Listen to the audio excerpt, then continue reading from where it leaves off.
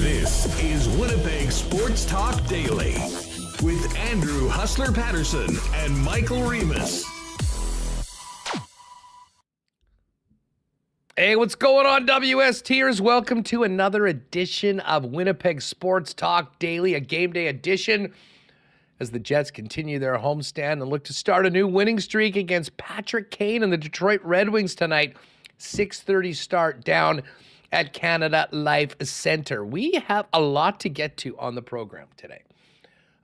Murat, one of ours and your favorites, is going to pop by. We'll talk about tonight's game, but we'll also dive into a recent piece from Murat in The Athletic on comparing the Winnipeg Jets of this season to the best Jets team since 2011. Certainly the team that went the furthest, the 17-18 version of the Winnipeg Jets. It was a really interesting piece. We'll chop that up with Murat a little later on, as well as just get his thoughts on the team through the first 30 games of the season. We'll talk a little more Jets, and we'll see where Brandon is.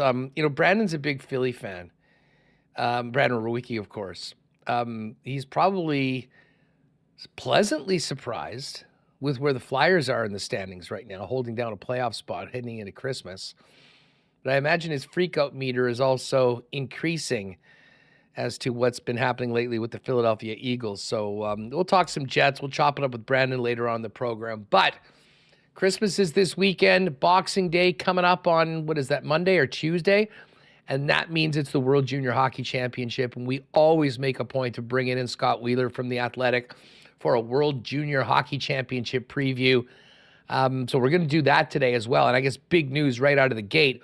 Rutger McGroarty good to go for the event. And to the surprise of absolutely no one, if he's playing, he will be wearing the C for the Stars and Stripes. So we'll talk about Rutger, Elias Salmonson, Team Canada, coming up with Scott Wheeler before we dive back into Jets content with Murat and Brandon Rewucki. Morning skate today. Connor was down there. We did a little preview of it. LB will start a little swap on the power play. And we got a chance to see Josh Morrissey looking a little less pretty than normal after taking that puck in the face, but he is good to go tonight. We'll hear from Josh and head coach Rick Bowness coming up in the first half hour of the program. Just before we bring in Michael Remis, got to thank the sponsors that make this program happen each and every day. Of course, our friends at Coolbet Canada, Princess Auto, Little Brown Jug, the Winnipeg Jets, Boston Pizza and Royal Sports, F Apparel, Nick and Nicky DQ Group, Wallace & Wallace, Vita Health Fresh Market, Sport Manitoba, supported by Manitoba Liquor and Lotteries, Canadian Club, Manitoba Battery, Aquatech, Modern Man Barbershop, and of course we'll get into a why not question of the day for Not Autocorp at Waverly and McGillivray. Michael Remis, what is up? Feeling good, Huss.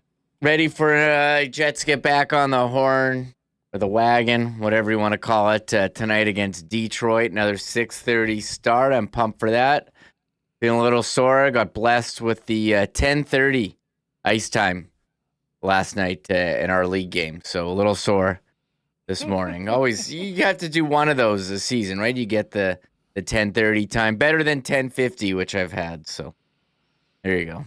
Yes, well, hopefully you still got your beauty sleep. You look great. You managed to pull through, and managed to make it through the game as well. Hey, listen, we're going to talk Jets, obviously, for the majority of the program.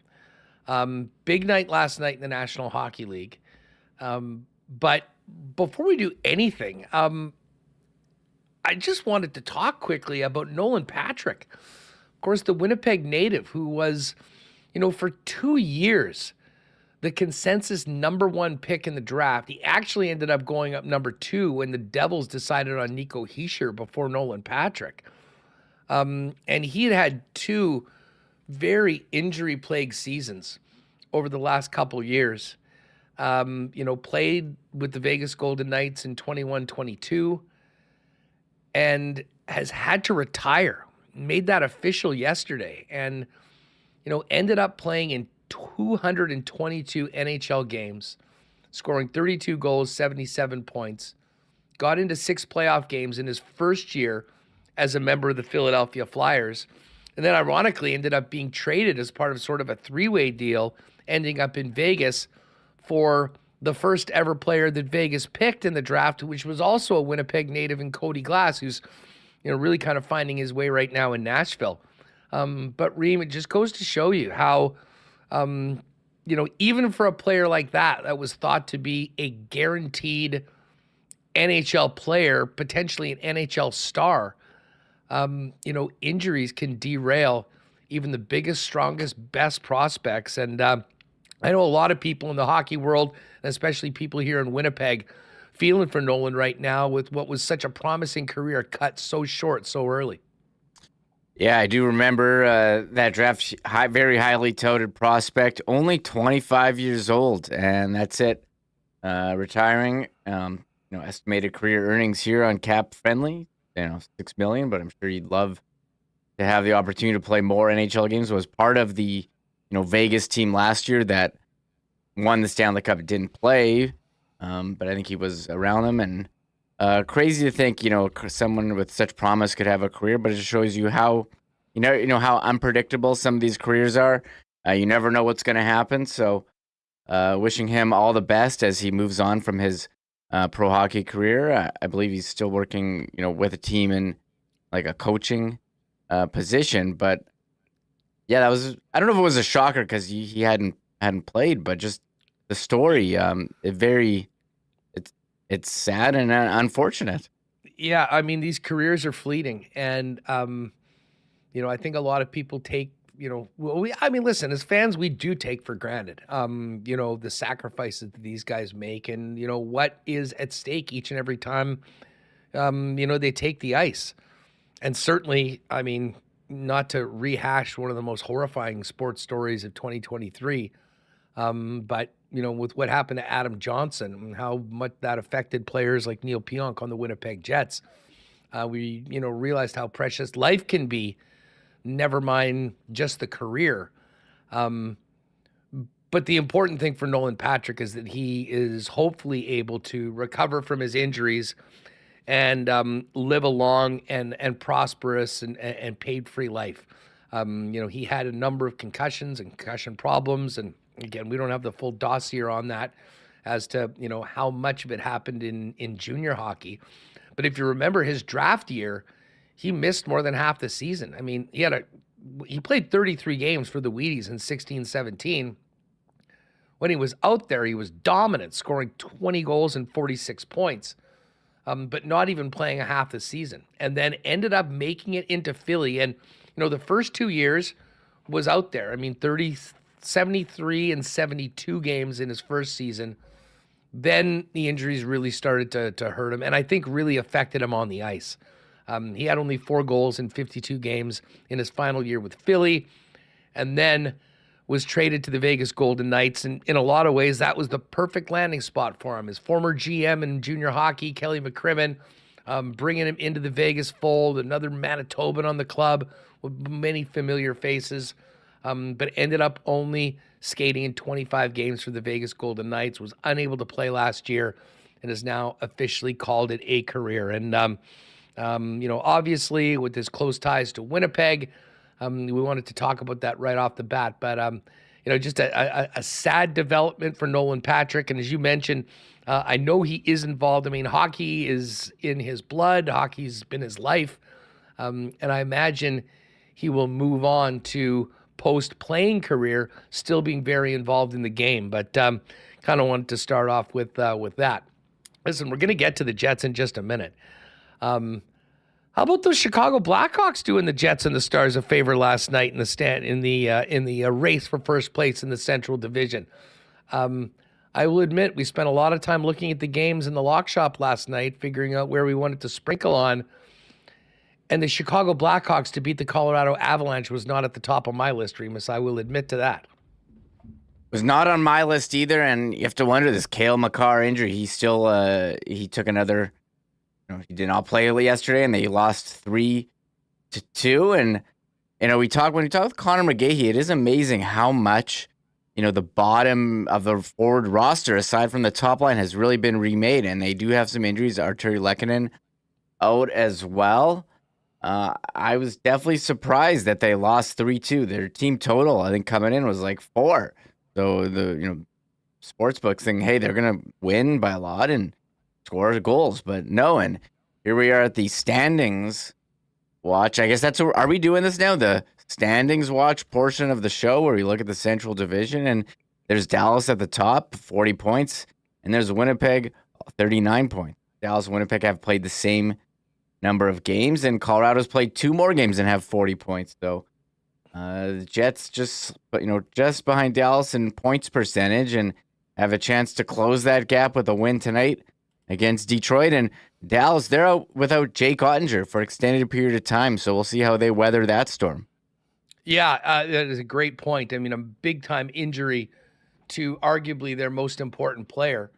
Actually, I don't think there's much of an argument. Jake Ottinger is their most important player. I mean, if you've seen the way Dallas plays this year, I mean, they rely on defense and goaltending. They're not a high-flying team. They shut you down. They try and limit chances, which they've done a very good job of that.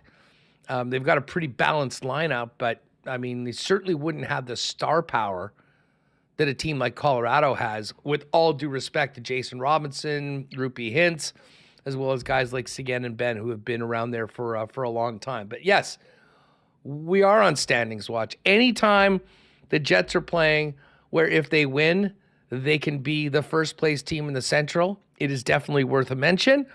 And I, like many of you, are hoping that I'll be able to open the show talking about the first place Winnipeg Jets tomorrow if the Jets can get this win against the Wings tonight. Just before we move on to tonight's game, though, to give you an idea about what's happening in Colorado right now, I think everyone, for the most part, that pays attention to this program probably saw what the Jets did in Colorado, winning 4-2 a couple weeks ago. And then it was the Chevy signature game on Saturday night where the Jets, ran away with it against the Avalanche, winning 6-2 and having 5 goals, the first 5 goals scored by players that were acquired by Cheveldayoff either at the trade deadline or in the Dubois trade this year.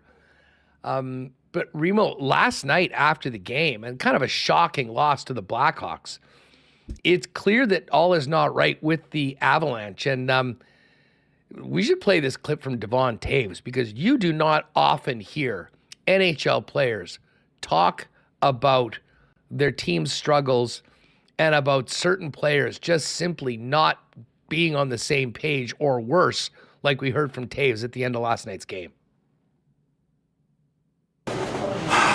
It's self-awareness. We need guys that know how to play in our system, how to play our game, and know what it takes. And if we have guys in here, I think we got some guys that think they're playing well, and I think they're kidding themselves at this point. It's frustrating to play with. Play out there when you got guys that think they're playing well and they're doing things that, you have no idea what play they're going to make or where they're going to be on the ice. And it's tough to play in this league when you don't know where your teammates are going to be. So, that's where a lot of the frustration stems from. Tough to play when you don't know where your teammates are going to be. And they're guys that are playing, if they think they're playing well, they're kidding themselves. Those are scuds that are very rarely lobbed, particularly by teams near the top of the standings, Reem. Yeah, he said if guys think we're playing well, we're kidding ourselves, doesn't know where players are going to be on the ice. Wild comments there from Devon Toews. You love to hear that honesty. And again, look at this roster, though, compared to the roster when they won the Stanley Cup. It's not the same. They just have this top line, Nikushin, McKinnon, Rantanen, but the rest of it, it's pretty much new guys. Logan O'Connor has been there for a while. but it's pretty new. The lines 2, 3, and 4. Now their defense is mostly the same, been strong, although they're really missing Kel McCarr, Taves, Manson, Jack Johnson, Byram. Malinsky's a rookie, and Caleb Jones is new, but I don't know. I think Colorado, maybe they've taken a step back here this year with all the changes. Really hard to maintain that top level just with salary cap and all that. So it was disappointing, Stanley Cup hangover year for them last year. But as they try to get back there, it's tough when you have a completely new team and Devontae's coming out saying they're basically not on the same page.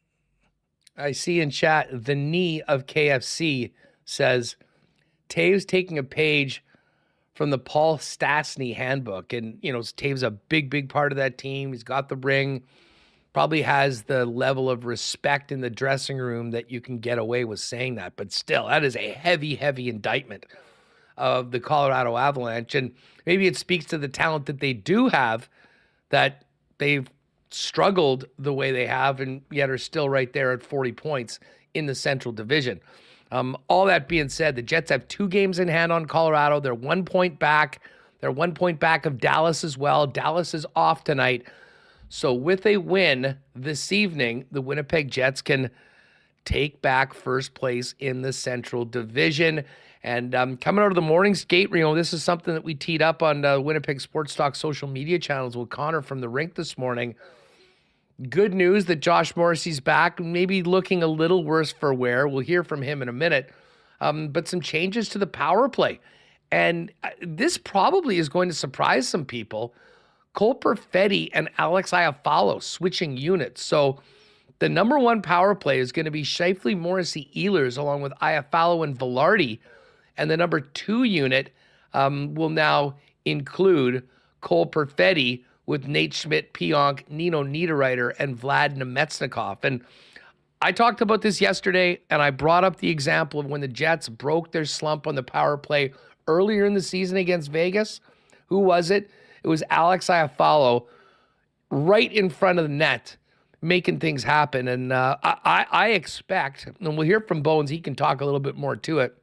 I expect the Jets to try to get a ton of pucks on net tonight when they have power play opportunities and do everything they can to make life miserable for James Reiner, kind of a la what Chris Kreider did to the Winnipeg Jets with a bit of the blueprint in that game here against the New York Rangers earlier this season. Yeah, when I heard that they're making changes, this is not the change that I thought they were going to do. I thought they would move some of the guys around up top, not the guys down low, and maybe give Cole Perfetti a more prominent role. I think when they get stagnant is because the guys at the top are just hanging on to the puck, looking for that perfect pass. And, Iafallo and Velarde, it's their job to go retrieve the puck. But, there's nothing to retrieve if you just keep looking for a pass and are not shooting. And I'm curious to hear what Murat said, because I thought he said it well on Twitter. We'll be talking with him later.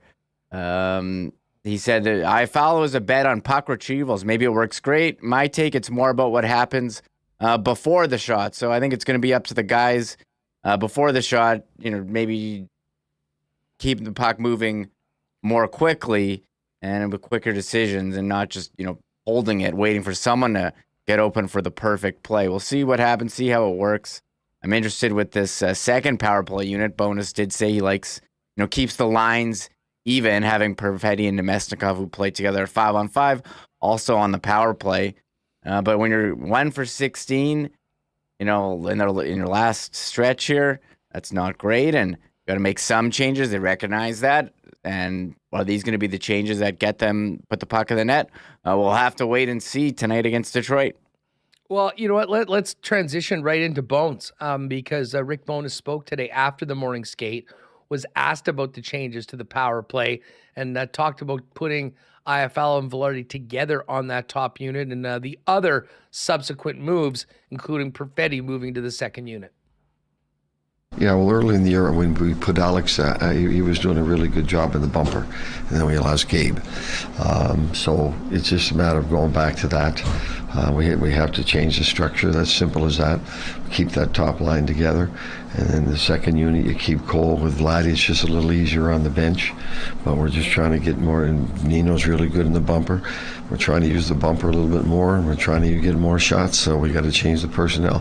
What was working wasn't working. So it wasn't working. So let's try something different. Let's go back to what we saw some success earlier in the year. See, with Cole on the right flank, I noticed that at 5-on-5, he likes to enter the zone, pull up, and open the ice to play make. Is that recognition of that sort of go-to move in his arsenal, putting him on the right flank? He's very good on the half wall over there. And we've got Pionk over there looking for one-timers. So, and he's able to make that pass. We don't always have to go up to the top to Nate. He'll find that seam. He'll also find Vladdy, and he'll also be looking for Nino in the bumper position. All right, so there's Bones talking about the power play, and as I said, we'll get into that with Murat a little bit later on.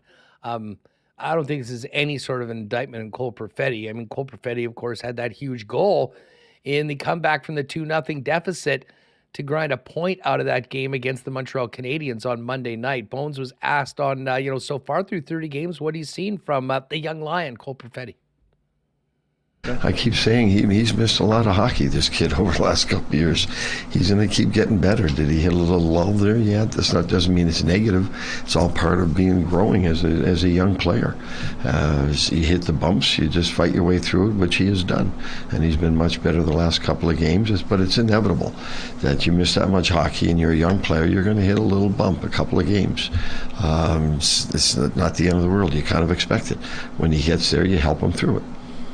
Yeah, you've kept the first and third lines together, so you've kind of is there a benefit in kind of letting him sort of figure it out on that second line with Vladdy? And well, we saw before there was chemistry with Vladdy when we had Nick there. Now with OKC, we moved Nick around, but Vladdy's not only is Vladdy a very smart hockey guy, but he's very easy to play with because of that. He's always where he's supposed to be. You never have to look for him. So that helps Cole. That helps anybody who's playing with Vladdy because of his hockey IQ. Very intelligent player, sees the ice really well, and he's just very easy to play with. And he's good on the bench with Cole, and he's a positive influence, and he helps him out a lot. All right. There is Coach Rick Bowness. Now, we're going to get into this more with Scott Wheeler coming up and talk a little about Rutger McGroarty, Team USA, and the upcoming World Junior Hockey Championships. But one of the assembled media asked Rick what he had to say about Rutger being good to go and being named captain of Team USA for the World Juniors. Everything I've heard about the kid is just a great character, so I think it's wonderful for him, wonderful for the franchise, and I'm sure he'll do very well. I don't know a lot about him. I haven't seen him play, but I just know our scouts and everyone speaks very, very highly of his character, so that's really good news. We'll get into a little bit more chat about Rutger McGroarty with Scott Wheeler coming up in just a few minutes before Murat joins us. Of course, Bones hasn't been busy watching Rutger McGroarty tape. He's been getting ready for the Detroit Red Wings tonight. The Wings come in having won only one game in their last 7 and really have not clicked, and in fact have fallen out of a playoff spot since Patrick Kane joined the club. Here's what Bones had to say about the Wings, along with Manitoba's James Reimer, while not confirmed who's expected to get the start tonight. A little more depth up front with Patrick in there. He's still an elite player. Gives them a lot of good options. So they have a lot of skill and speed up front. They're tough to defend because of that. He gives them a whole new dimension, both 5-on-5 and on the power play. So it's a different team, and they're playing really well. And again, we have nothing but respect for their skill level. Their coaches have done a great job, and that's a team that's really on the move forward. Stevie's done a great job building that franchise up. It's a franchise that's moving forward.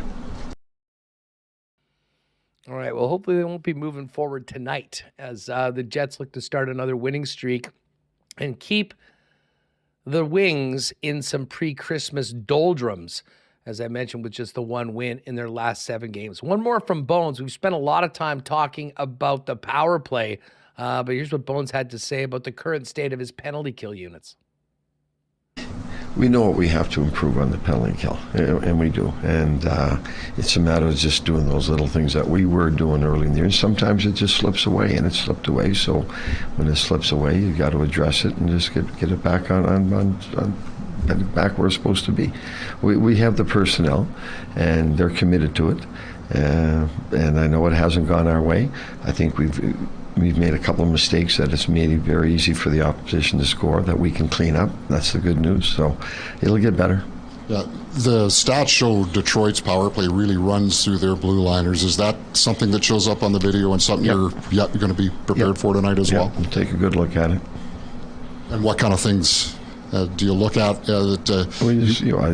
It's every power play. What are their tendencies? Who's their threat? What's their go-to play? You start with that. All right, so there's bones on the wings, and special teams still a big topic with the Winnipeg Jets being so good at 5-on-5 and just not having the results that they've had on the power play and especially the penalty kill up until the point this season. Good news, Josh Morrissey will be back on the blue line tonight. He took one in the face on Monday night, looking a little worse for wear, but he'll be out there tonight. Josh Morrissey met the media today with a bit of a black eye, looking like a hockey player. Here's Morrissey on the injury and the repair. I mean, I think it looks worse than it is. Kind of got lucky there with where it hit me. Missed the teeth and kind of missed the cheekbone and stuff. So, looks worse than it is. But, when I roll over on that side of the pillow, it maybe doesn't feel the best, but it happens. So no broken cheek or nothing? Just no flesh wound, as they say. Yeah, fortunately, got lucky with that one. So. How did it happen? How bad did it feel? Yeah, it didn't feel very good, obviously. Just kind of knew right away. I think it caught a solid piece of my visor as well, so that probably stopped some of the impact. It didn't feel great, but our medical staff's awesome and took care of it right away and got me stitched up and back out there pretty fast. So the pit crew was ready to go. What did it take to repair it? It wasn't that the cut itself was like it was deeper, but not that big. So I think maybe 5 or 6. Significant comments from a significant other? Yeah, I mean, Christmas card might suffer a little bit this year, at least a little memorable anyway. So got a picture at the holiday skate with Santa yesterday, and he looked a little scared. So I don't know if he's coming this year to my house, but hopefully. Probably hurts. Morrissey having a little fun with this. And yes, the Morrissey Christmas photos, 2023 will be easily identifiable for Josh and his family, considering the way he's looking right now. That being said, this team needs him on the ice right now. He is such a big part of the Winnipeg Jets and their success. Here's on playing in the condition that he's in right now. I think those things happen. I mean, the best thing is just to get out there as fast as possible. The hardest part is kind of losing your intensity and the heart rate and stuff like that from playing a regular shift. So, like I said, the staff did a great job of getting things sorted out in a hurry. So I didn't feel that I lost a ton of momentum and, was able to get back into the game. But, the first shift or two afterwards, you're kind of just trying to keep it simple and get your feet back under you, but it happens. When something like that happens, especially getting it to the face, like you mentioned, you're worried about your grill, you're worried about certainly breaking some sort of a bone. It sounds like it was quite fortunate considering the swelling and the bruising on Josh's face, but he was asked a little bit about his initial reaction the moment after taking that puck. Yeah, I think you kind of just go in that case, if the puck hits you, it's pretty hard. It's just kind of go into a little bit of panic mode, a little bit of shock, and I don't know, when I touched my face and saw there was some blood, I may have uttered something, it is just kind of trying to get out of there and get the doctors to look at it as fast as possible and go from there. How much of a relief is it that it's just visual and not structural damage? Yeah, for sure. I mean, obviously makes the rehab, changes things for sure. I don't have to wear a bubble or a cage or anything like that, and can keep wearing my normal stuff. So that part of it's nice for sure. Like I said, it missed my teeth, so I can chew and eat fine. It's really, like I said earlier, it looks worse than it is right now. So, like I said, maybe you guys with the cameras on this side can use these guys' cameras over here. Well, he certainly hasn't lost his sense of humor. A few zingers today from 44 talking about the injury. But it's very good news for the Winnipeg Jets that Josh won't miss any time because of how much he's playing and how important he is. And, of course, he's got a big, big role on the power play. Josh was asked about the power play changes and the need to get that unit going with the man advantage. Yeah, obviously, we want to get production on our power play, and we're looking at all the different options. Coaches are giving us, what they feel is going to help make that difference. And, we had a couple games early with those guys. Obviously with PC out there and stuff, but where I thought we looked really, really good, going back to the first few games of the year before Gabe got hurt. So I think there's some chemistry with Al in the slot, and obviously him and Gabe have played together for a while, so they have some chemistry and whatnot sort of working together in those spots. So I think we're just trying to find solutions, and we're winning games, we're playing really good hockey, and always looking at areas to improve. Certainly special teams are one of them, and that's the best part is we're winning games, playing a great brand of 5-on-5 hockey, so we can get those things going a little bit more here. Makes our team even more dangerous. All right, so there's Josh Morrissey on the changes to the power play. Here's one more clip, because there are some familiar faces that'll be wearing red and white. Of course, last year when Detroit came, it was our first chance to see Andrew Kopp in Detroit's red and white after a long run with the Winnipeg Jets, and former Winnipeg Jet Ben Sherratt on the squad as well. And in fact, both of those players wearing letters. Here's a Morrissey on a few former teammates coming into town in leadership roles with Detroit. Yeah, I think obviously those three guys you mentioned are great leaders, and they wear letters on their new teams, for a reason. The guys in Detroit there, Benny Sherratt, I can't say how much he did for me in my career, going back even to St. John's when I was there as an 18-year-old kid for 3 months after my junior year. I mean, he, I don't know what pro hockey's about. I'm living on an island out in the middle of the ocean, and he just took me under his wing and right in through when we both made it in the NHL. Was a great mentor and a great friend to me. We're still really close. And Copper, same thing. I mean, he's just a professional type of guy. I saw that every day here. He comes to work and plays just a great 200-foot game, offensively, defensively. He's very responsible, and he's just kind of a natural leader in the locker room. So, not surprised to see those guys wearing letters, and certainly doing great for themselves over there in Detroit. Yeah, of course, speaking about those three players, including Jacob Trouba, now the captain of the New York Rangers. All right, we'll dive more into this game, the Jet power play, and much more with Murat coming up in a minute. But we are going to talk World Juniors, and big news with Raccoon McGroarty, as Bones just mentioned, the captain of Team USA. And we're going to do that with Scott Wheeler in just a second. Before we do that, though, Christmas weekend is upon us, if you can believe that, gang. And, hey, if you're looking for some last-minute gift options or just to stock up for what should be a great time with friends and family, there's a Canadian club for every occasion heading into the holidays. Gift options for whatever you're looking for, with sales on all of the Canadian Club favorites. Original 100% rye and Canadian Club Classic 12-year-old. And don't forget, there still is limited availability of the Canadian Club Invitation Series 15-year-old Sherry Cask, the signature CC Classic 12-year-old whiskey, finished with a secondary aging in Oloroso Sherry casks, all the hallmarks of a classic Canadian Club, with the added richness and sweetness of sherry. Pick it up now at your local Manitoba liquor marts. Check out the sales and all the other CC offerings. And don't forget, this holiday season and always, Please enjoy responsibly. Manitoba Battery's got some great last-minute gift ideas as well for you. Listen, if you need a battery for your car or truck, you know that you're going to get the best price and the best service in town, period, at Manitoba Battery. But they can also help you with some last-minute shopping ideas. How about 25-foot booster cables for $60? 3 sets of 12-foot booster cables for $60.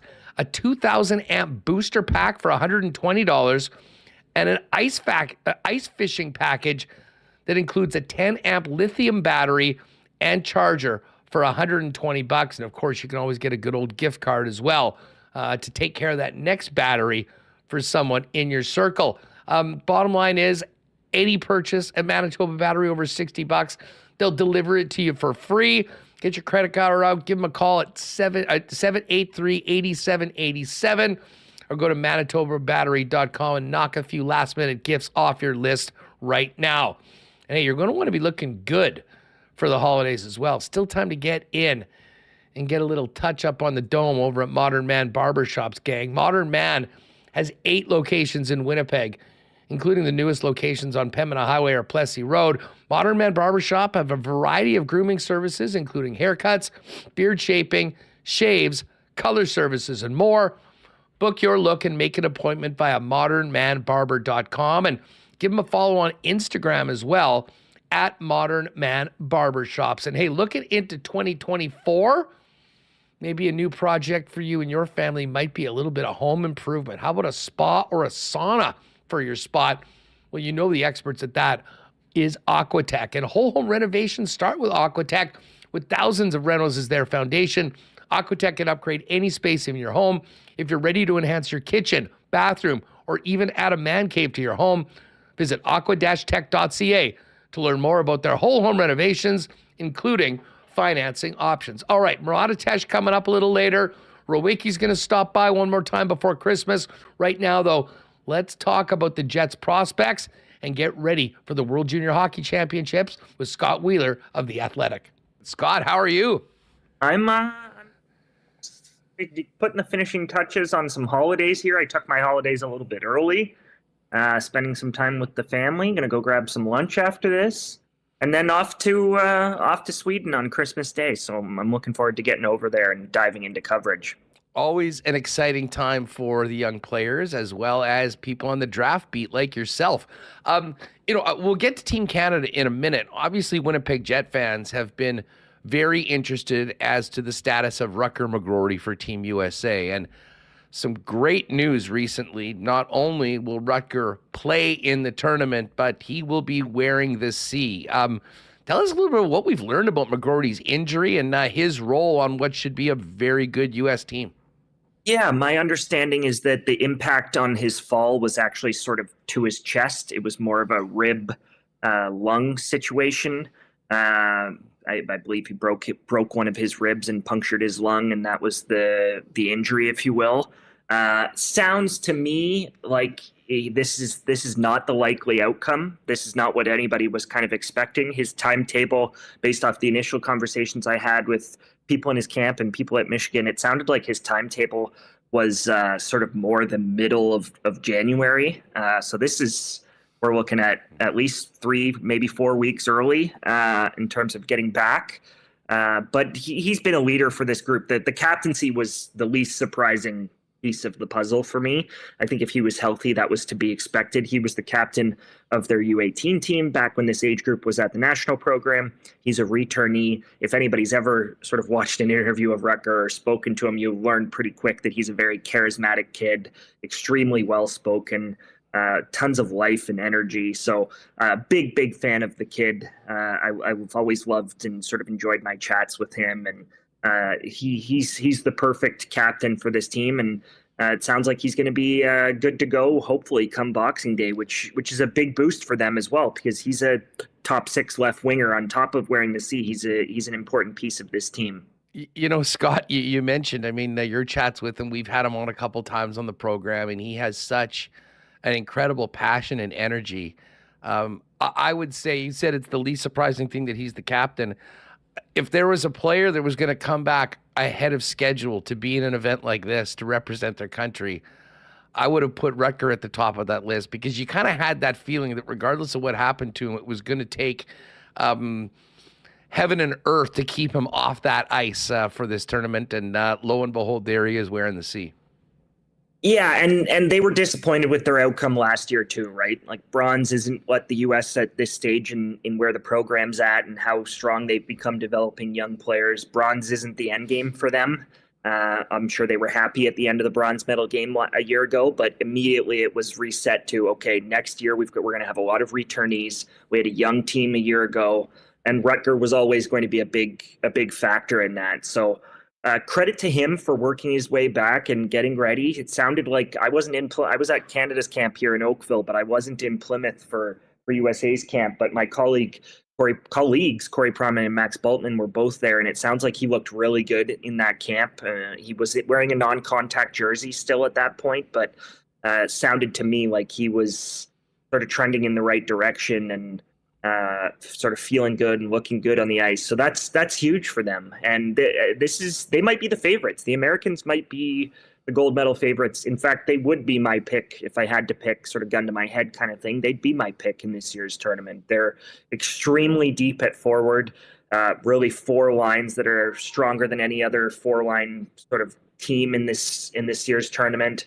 Three excellent returnees on defense, and then arguably the two best goalies in the tournament as well. So they've got it all. They're a little bit thinner on defense than I think they'd like to be. Their third pairing is maybe the one area of this roster that I think they'd like to be a little stronger at. But other than that, this is as good an American team as we've seen in some time, and Rutger's a sort of going to be a leading focal point of that. Well, just staying on USA before we move forward, obviously Rutger a returnee and will be wearing the C. But I mean, I go down their forward lines, and I mean, these are the guys we were all talking about last year in Nashville, getting their names called in the first round of the NHL draft. I mean, a lot of players that popped up in round one last year will be wearing the Stars and Stripes. Yeah, I mean, they've got the returning best line in the history of the program, at least from a production standpoint. No line in the history of the program that's including what Jack Hughes and Cole Caulfield did, right? It's including what Austin Matthews and Tkachuk did. This was a special line, and they're all likely going to play together at 5-on-5 again. And that's obviously Will Smith, who was a top 5 pick in last year's draft to San Jose, Gabe Perreault, who was a first rounder to the Rangers, and Ryan Leonard, who was a first rounder of the Washington Capitals. So that's already one trio that has dominated this age group, and not just dominated it, but like 2-3 points per game each in international events for all three of those kids. Kind of the perfectly made line, two natural playmakers and finishers and creators alongside Ryan Leonard, who really gets after it, a worker, a physical type.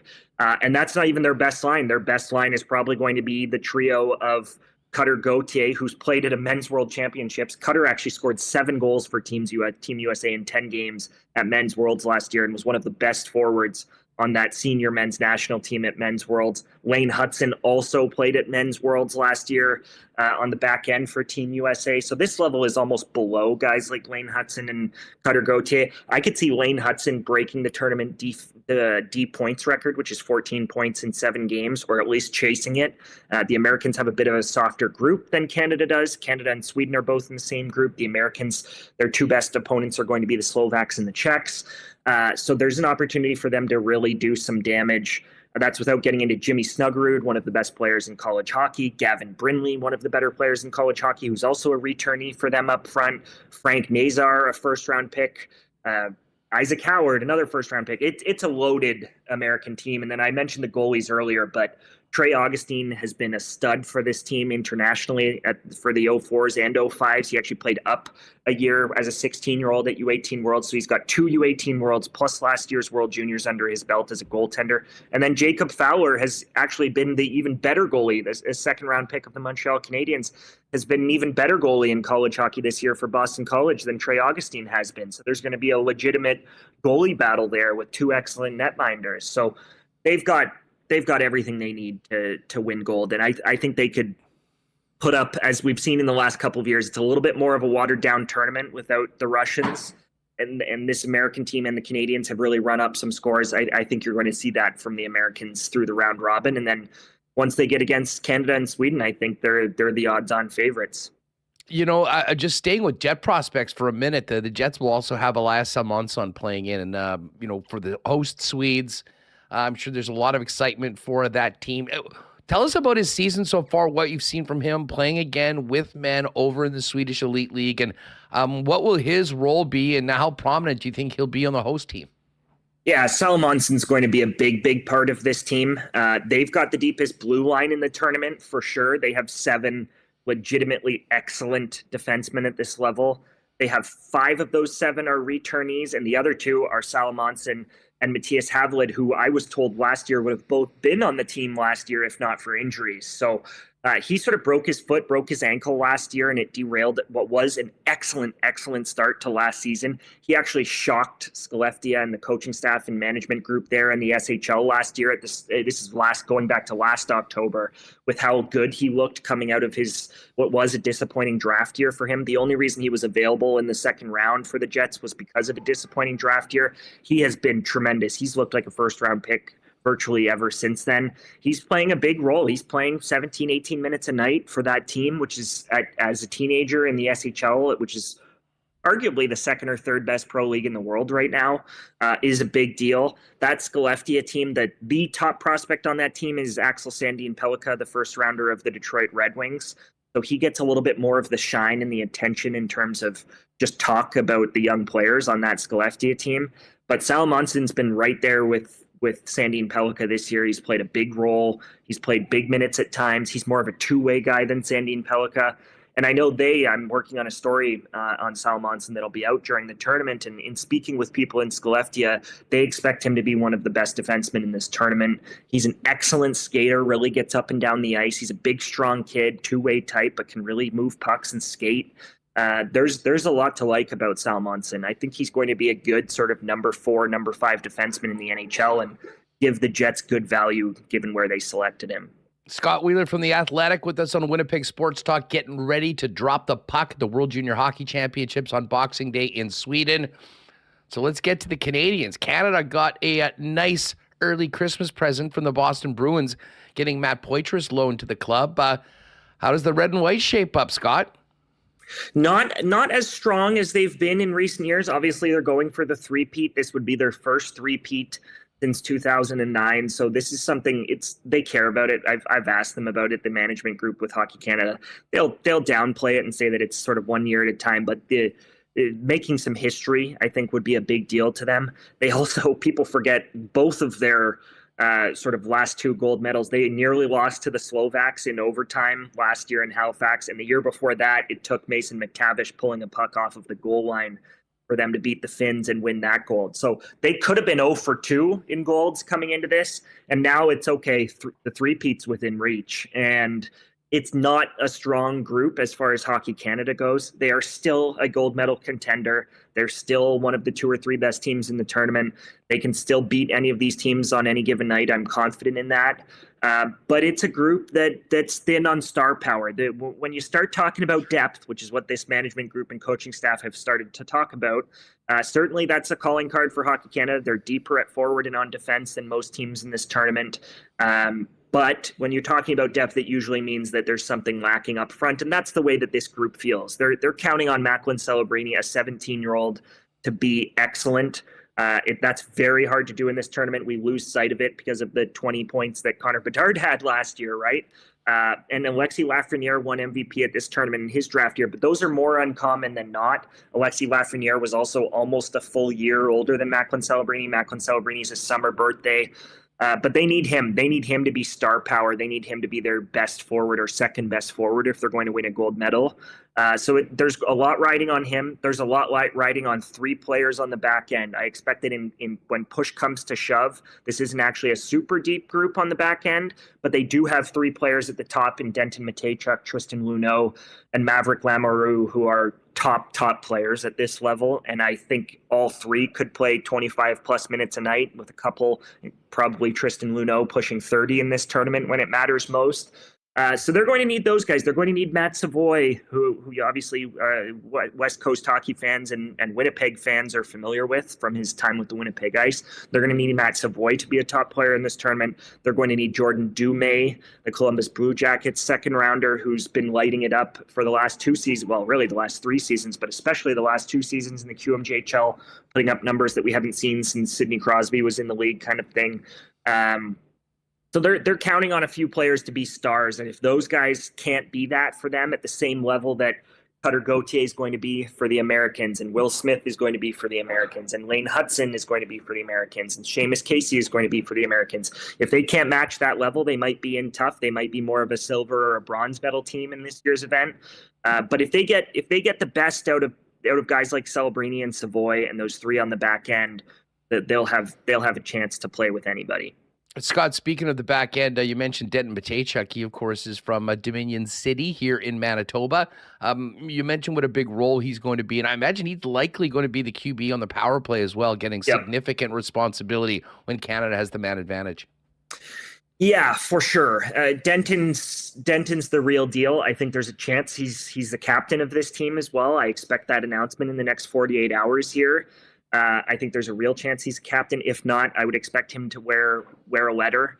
They like him a lot. They like obviously the offense is the offense. That's his bread and butter. He's riding a season-long point streak in the WHL at the moment. There hasn't been a single game he's played in the WHL that he hasn't registered a point in this season. He had 2 goals yesterday in their first pre-tournament game against a U25 team from Denmark. He's going to be a huge part of this team. Power play, obviously, but I think they think, despite the fact that he's only 5'11" and he's sort of on the smaller side, I think they think he can be a big time defender at this level as well. So I'm looking forward to seeing this what he can do in this tournament. There's been so much attention placed on that young group that the Blue Jackets have, whether it's Adam Fantilli, David Jiricek, you go down the list, Cole Sillinger, Kent Johnson. But I think Denton's got an opportunity to be a real big part of the future of the Columbus Blue Jackets, as does Jordan Dumais. And those guys this Team Canada is going to go as far as those 2 Blue Jackets prospects might take them in this tournament. So they're going to need him to be putting up points. They're going to need him to play big minutes defensively. And he's going to have to sort of do it all for this team on the back end. Scott, what about the goaltending situation for Canada, and how big of a surprise was it that Jet draft pick Dom DiVincentis didn't crack the roster? I think if you'd asked me that question in the summer, coming off the season that he'd had in North Bay, OHL goaltender of the year, all of that, I would have told you that he was probably a front runner, if not to be the number 1, then certainly to be sort of in the tandem, no less than a number 3, that's for sure. So that speaks to the struggles that he's had this year. He hasn't been good this year. He wasn't good in camp. I think they decided going into camp that this wasn't a year where they had Dylan Garand or Devin Levi or Joel Hofer.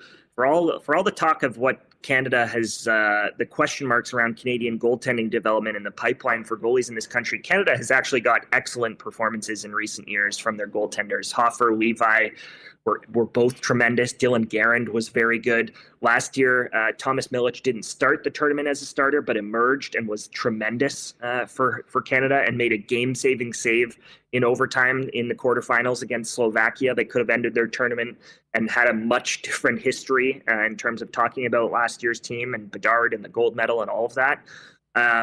So they entered this camp thinking, okay, we've got 4 guys. We're going to invite them all.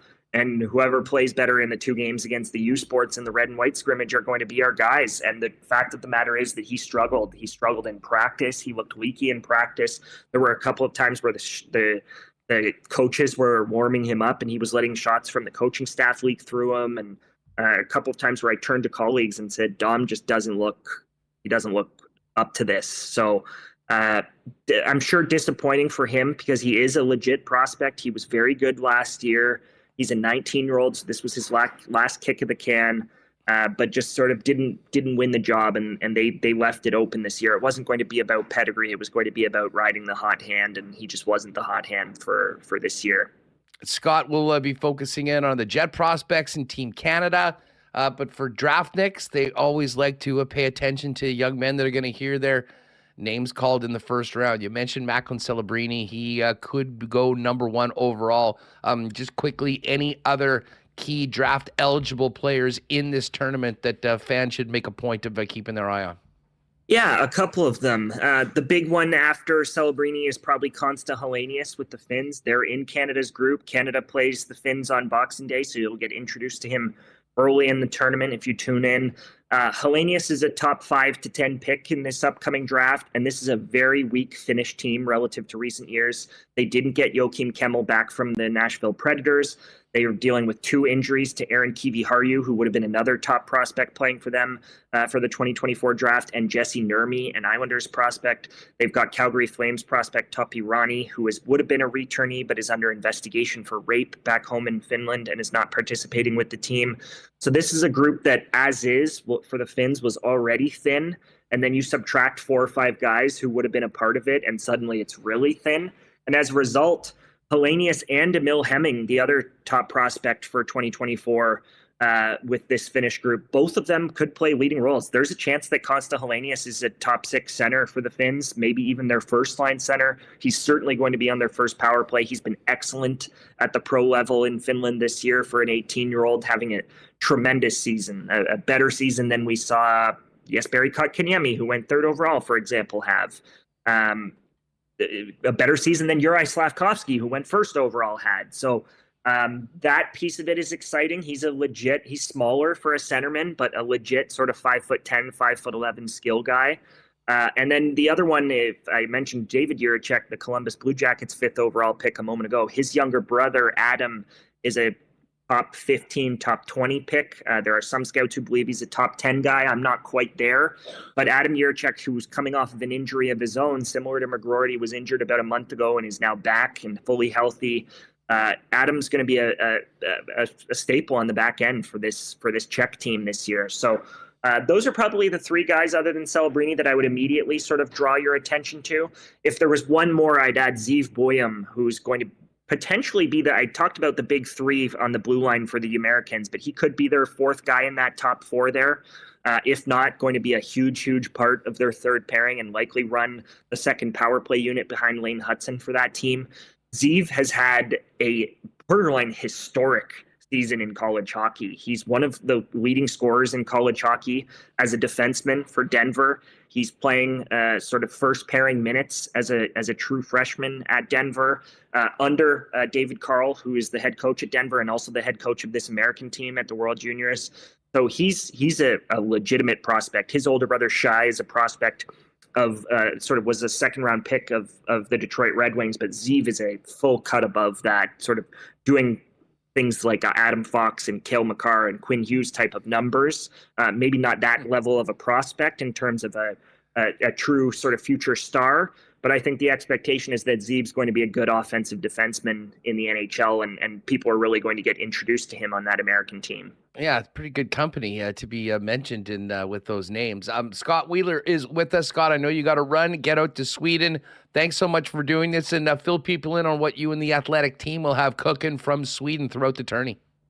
Yeah, I've got stories prepped on 9 or 10 guys that I want to dive in on, guys I haven't told sort of deep features on before that I think have interesting stories. As I mentioned off the top, for Jets fans, one of those is Sal Monson, so you can expect a feature on Sal Monson at some point while I'm over there.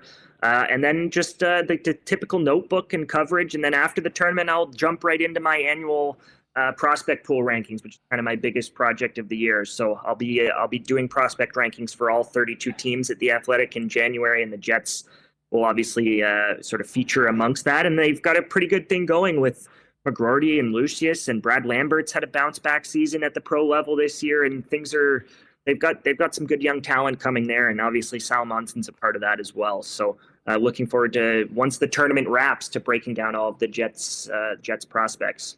Well, listen, have a great tourney, a very happy New Year and Merry Christmas with the fam before you head out, and we'll be calling you to get back and talk some Jet prospects coming up in 2024. Thanks for doing this, Scott. Thanks, pal. All right, great stuff with Scott Wheeler, from one of our athletic favorites to another. Murat coming up in just a second. Wait till you get a load of him today, folks. Big game tonight, Detroit, and then, man, what a way to get into the holidays. Friday night against the Boston Bruins. But there are some other holiday games 1 p.m. on December 30th against the Minnesota Wild, and the Tampa Bay Lightning ring in the new year, January 2nd. Tickets, of course, are on sale right now. WinnipegJets.com/tickets. And check out the website for game packs and more, which might make a great last-minute Christmas gift for the Jet fan in the family. And as we said, team's playing great. Certainly, if you've been holding out, waiting to get back to the rink, now would be a great time to do it. Couple more original 6 games this week, and then an exciting schedule heading into the new year with the Jets battling for first place in the Central Division. Big thanks to our friends at Vita Health Fresh Market. I know people are probably already working on thinking about New Year's resolutions and more. And listen, making the most of your health has to be at the top of that list. And Vita Health is a great spot to start with great prices on natural and organic supplements, beauty products, and groceries. And Canada's #1 line of men's health products and supplements, Prairie Naturals. Get on down to one of 6 Vita Health Fresh Market stores or online at myvita.ca. And don't forget, Vita Health also has Winnipeg's largest selection of local products, which might go very well with your Christmas dinners or even as a gift idea for someone in the family. Vita Health, empowering people to lead healthy lives. 6 locations and online at myvita.ca. Wallace & Wallace are Winnipeg's fencing and overhead door specialists since 1946, and everybody knows that they're the kings of all things fencing in town, but you might not know that they're also the leaders in overhead garage doors. And that overhead garage door of yours had a lot of ups and downs in the summer and fall, but it's working a whole lot harder now because winter puts much more stress on a garage door. The right time to prevent downtime this winter is now. Call Wallace & Wallace to book your inspection and maintenance service. Call today for residential and commercial overhead door sales and service. There's only one name or 2 you need to know, and that is Wallace & Wallace. And hey, with Christmas parties and New Year's coming up and the new year around us, you might be thinking it's time to step up the menswear game. And got to tell you, F Apparel gift card might be a great gift for yourself this holiday season. And get ready because next week there'll be amazing Boxing Day deals all week long down at F Apparel at 190 Smith Street. Custom suits beginning at $400, along with chinos, golf pants, custom shirts, both tucked and untucked styles, and an incredible selection of menswear accessories.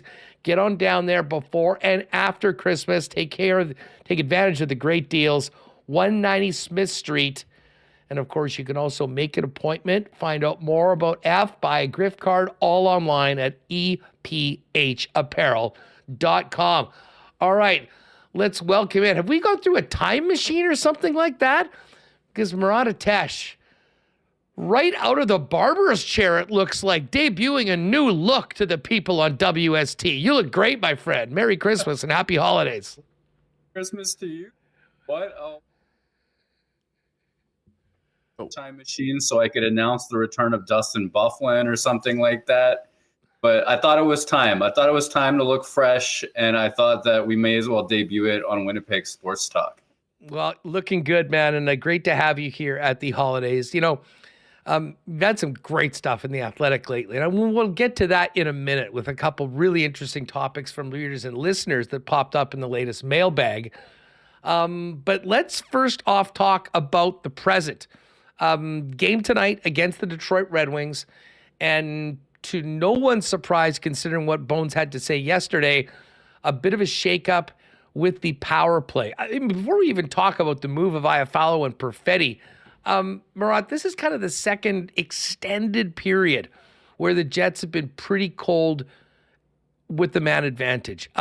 Why are they having the issues that they're having, in your opinion, on the power play with the amount of talent they have in a group that has performed at a much higher level in the past?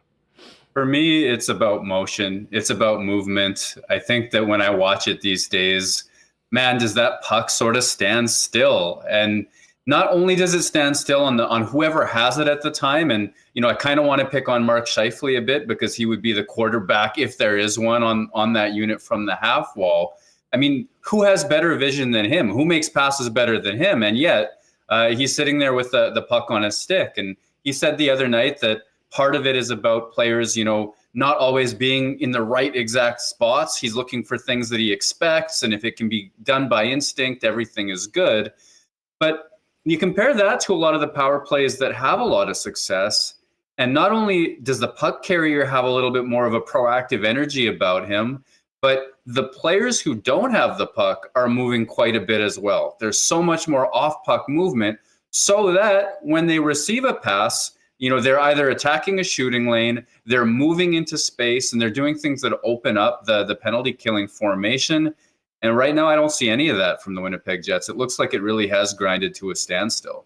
We were talking about this a little bit yesterday, and I remember having a very similar conversation with you earlier in the season when the power play was stagnant, to say the least. And if I recall correctly, the Jets finally broke that long stretch of lack of success on the power play with Alex Iafallo literally on the edge of the crease, banging one in against the Vegas Golden Knights. And it seemed at that point, and I believe that was right after the Rangers were here. And we remember how Chris Kreider, the human eclipse, was just in front of Connor Hellebuck. And listen, very few people can tip pucks like Kreider did. But a big part of their success was, first of all, moving the puck around quickly, but also having that big, imposing body in front of the goaltender. And that streak for the Jets ended when Iafallo scored on, believe it was Logan Thompson, whoever was in net for Vegas that night. And it was nothing special. It was getting more pucks on net. It was having some traffic in front and taking advantage of that extra body. Is that sort of what you think Rick Bowness is trying to get at again tonight when they move Iafallo into that bumper spot with the potential of creating a little bit more havoc and at least make the goaltenders work a bit harder to make saves? Well, I think so, because I think it was John Liu who asked Rick Bowness about that this morning at Canada Life Center, what he was looking for. And Bowness referenced early days and Alex Iafallo's success. And I think that is his play, getting back to a time when he thought that things were going a little bit better. The other side of it was puck retrievals. After the game on Monday night, when I asked Bowness what was going wrong on the power play, he said two things. One, they weren't shooting at all, not nearly enough. They weren't getting enough chances. But then two, when they did get those chances, they weren't doing a good job of getting those pucks back and holding on to them to keep it going. And I think Alex Iafallo is a bigger bet on that second part of that in terms of his puck retrieval abilities compared to maybe Perfetti's on the wall off a rebound. For me, the traffic element, it is something he's had success at for sure. And I think there are two theories about it. One is put a big guy in front, that Chris Kreider, that elite deflector, that guy that's taking the eyes away by battling for that space. And another is about timing. Not just the guy that's immediately in front, but the guy in the center slot as well, if there is one, if the shot's coming from the top. They talk a lot about moving through the goaltender's eyes at just the right time, as opposed to fighting for that space the whole shift long, which is what I think we were more raised on. I was raised on the idea that a guy would just go there and stay there. Either way, I don't think enough is happening on that front. And when a power play begins to look like it's running out of ideas, they hold it, they're looking around, they're not seeing something that they like. I think history would prove this right. When they start throwing pucks on net and creating just a little bit of chaos, hoping for the best and sort of making a little bit greasier, I feel like that opens things up, gets people another half second or half step of space so that the playmakers can make their plays. Perfetti, he is a player that I think can bring so much to the power play. Irregardless of everybody else in the mix, when you look at Cole Perfetti and you think about where he can bring the most benefit to the power play, where is that spot in your mind, Murat? And is that changing as he gets more confident, more mature, and might that be different in a year or two as to where he fits right now? Yeah, in an ideal world, for me, Cole Perfetti has the puck on his stick a lot more than he does now. I don't see him as an ideal net front, possibly a bumper depending on how things run. But for me, it's the half wall on either side. He's a guy who makes decisions at a really fast rate. He executes plays. He finds seams. He also has a really good habit of sort of selling one idea, but having the patience to make another play that cuts through a seam. He's a guy whose decision-making I would want leading a power play in an ideal circumstance. At the same time, I have some patience for the fact that, one of the things that make Blake Wheeler so good at what he did for so many years on one of Winnipeg's best power plays ever was the execution rate. He made his pass, that seam pass, 9 out of 10 times or better. Is Perfetti there yet with his experience? I'm not sure, but I do want him getting more of that puck.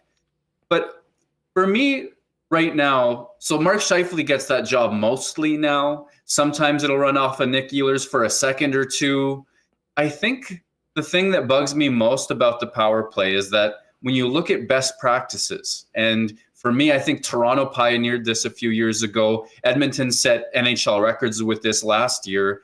Everybody is a threat. Everybody is moving. And it's not as though there's one quarterback looking for shooting options like Bonus talked about today.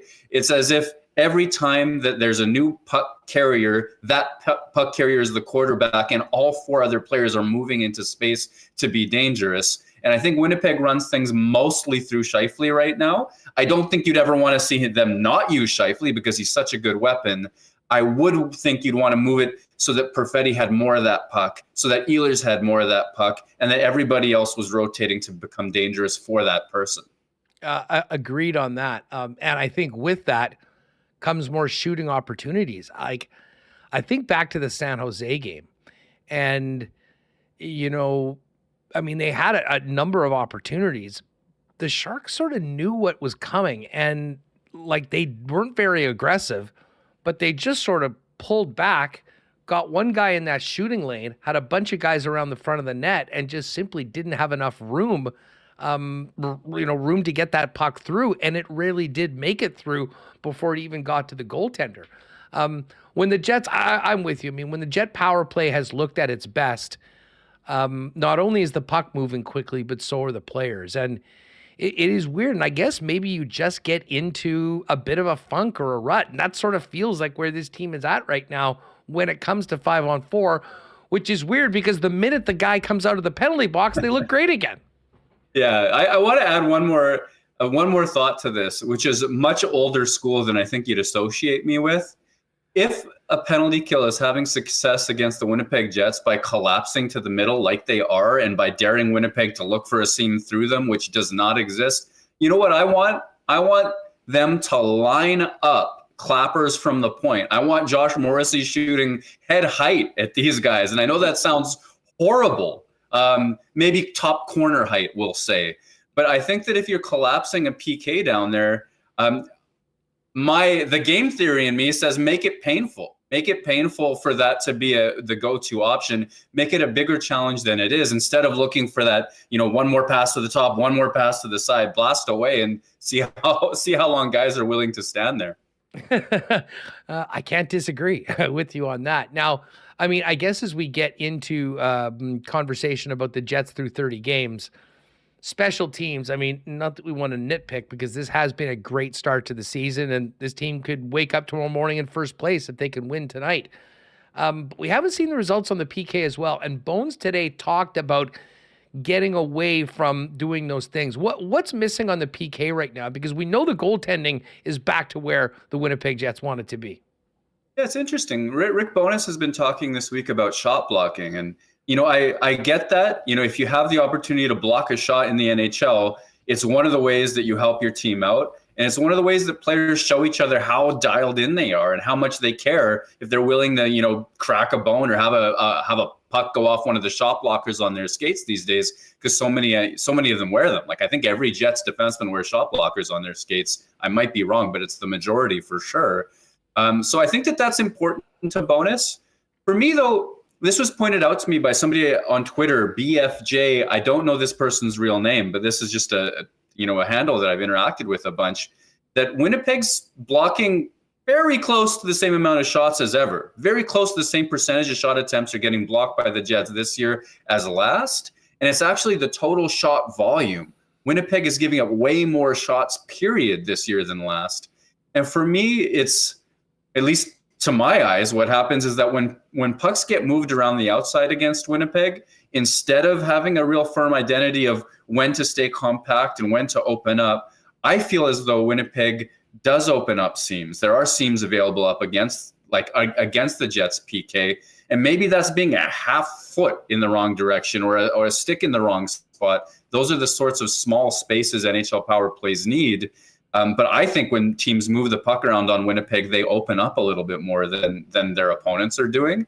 And so I think it's those seams and the idea that teams can get the shot that they want earlier in the sequence. That's a big problem. Well, we could sit here and groan about special teams, but in the big picture, it has been a hell of a first 30 games. And I think we could probably poll everyone, put the truth serum into most people that are with us in the chat right now at over 400 people. By the way, hit that thumbs up and make sure you're subscribed to the channel, everyone. Great to see you here. I don't think a lot of people had the Jets as a first place team or even in the mix at Christmas time. And to do it without really top level play on special teams, I think speaks even more to how far this team has come when it comes to 5-on-5 play. When you compare the 5-on-5 numbers, the structure of the club, the defensive play, how far has this team come along from last year's unit under Bones? Yeah, I think that it's such a nice improvement, and I think it's earned. I think that a lot of the things that Bowness was preaching early on and the Jets had good success with in the first half of last year have become instincts, have become habits, have become the game that the Jets fall back to even when they're tired at the end of a long shift or what have you. So before Bowness arrived, I think about defense as the area Winnipeg needed to improve on the most. Before Bowness arrived, Winnipeg played zone for a second or two on defense. But the moment that they got beat, the moment that a player lost his spot or things looked dangerous, and I don't know all of the triggers they had, but very early on, Jets were switching to a man-to-man system under Paul Maurice. And that can work. Vegas has done great things with the man-to-man, especially early on. I know they've moved away from it recently. Man-to-man can work in the NHL. Winnipeg wasn't making it work. And what teams were doing against the Jets was, once they got it, the Jets scrambling and, okay, now they're a step behind. The trigger says go man-to-man. Well, teams would cycle towards the top of the Jet zone, and then you'd have Josh Morrissey following his guy to the top of the zone. He'd be drawn far away from the Jets' net, and teams would be able to use the full zone against Winnipeg. Last year, Bowness switches to a zone defense. He starts preaching protect the dots, protect the middle of the ice, the area between the dots, I mean to say. And the Jets have some success with that. But you could see when they get tired, and I was watching clips for this for a piece recently, when they get tired, their instincts almost begin to take over, and they chase, and they abandon the middle of the ice, and teams beat them there. I was watching a few shifts against Colorado this year, when Colorado was really running around on the Jets. They had a lot of zone time, a lot of possession, and no matter who was on the ice for the Jets, they didn't panic. They didn't abandon the net front. The Jets maintained 3 players in front of the net between the dots at all times of a long defensive zone shift. And it's like, okay, have the puck on the outside. This area is safe. And I think that's one of the areas the Jets have done so much better with this year consistently. The other thing that contributes to that is Winnipeg's wingers used to have very limited role on defense, other than when they got to man hold on to their guy. Now you see the weak side winger is often the one that's dropping to the middle of the ice with consistency, playing a role there. They're tracking that fourth player, the opposing team's defense really well. There's a lot more impact from a lot of the same players as before. And then you're also getting Iafallo, Niederreiter, Nemesnikov, et cetera, et cetera. There's been so much good stuff happening on that front, by and large, this season.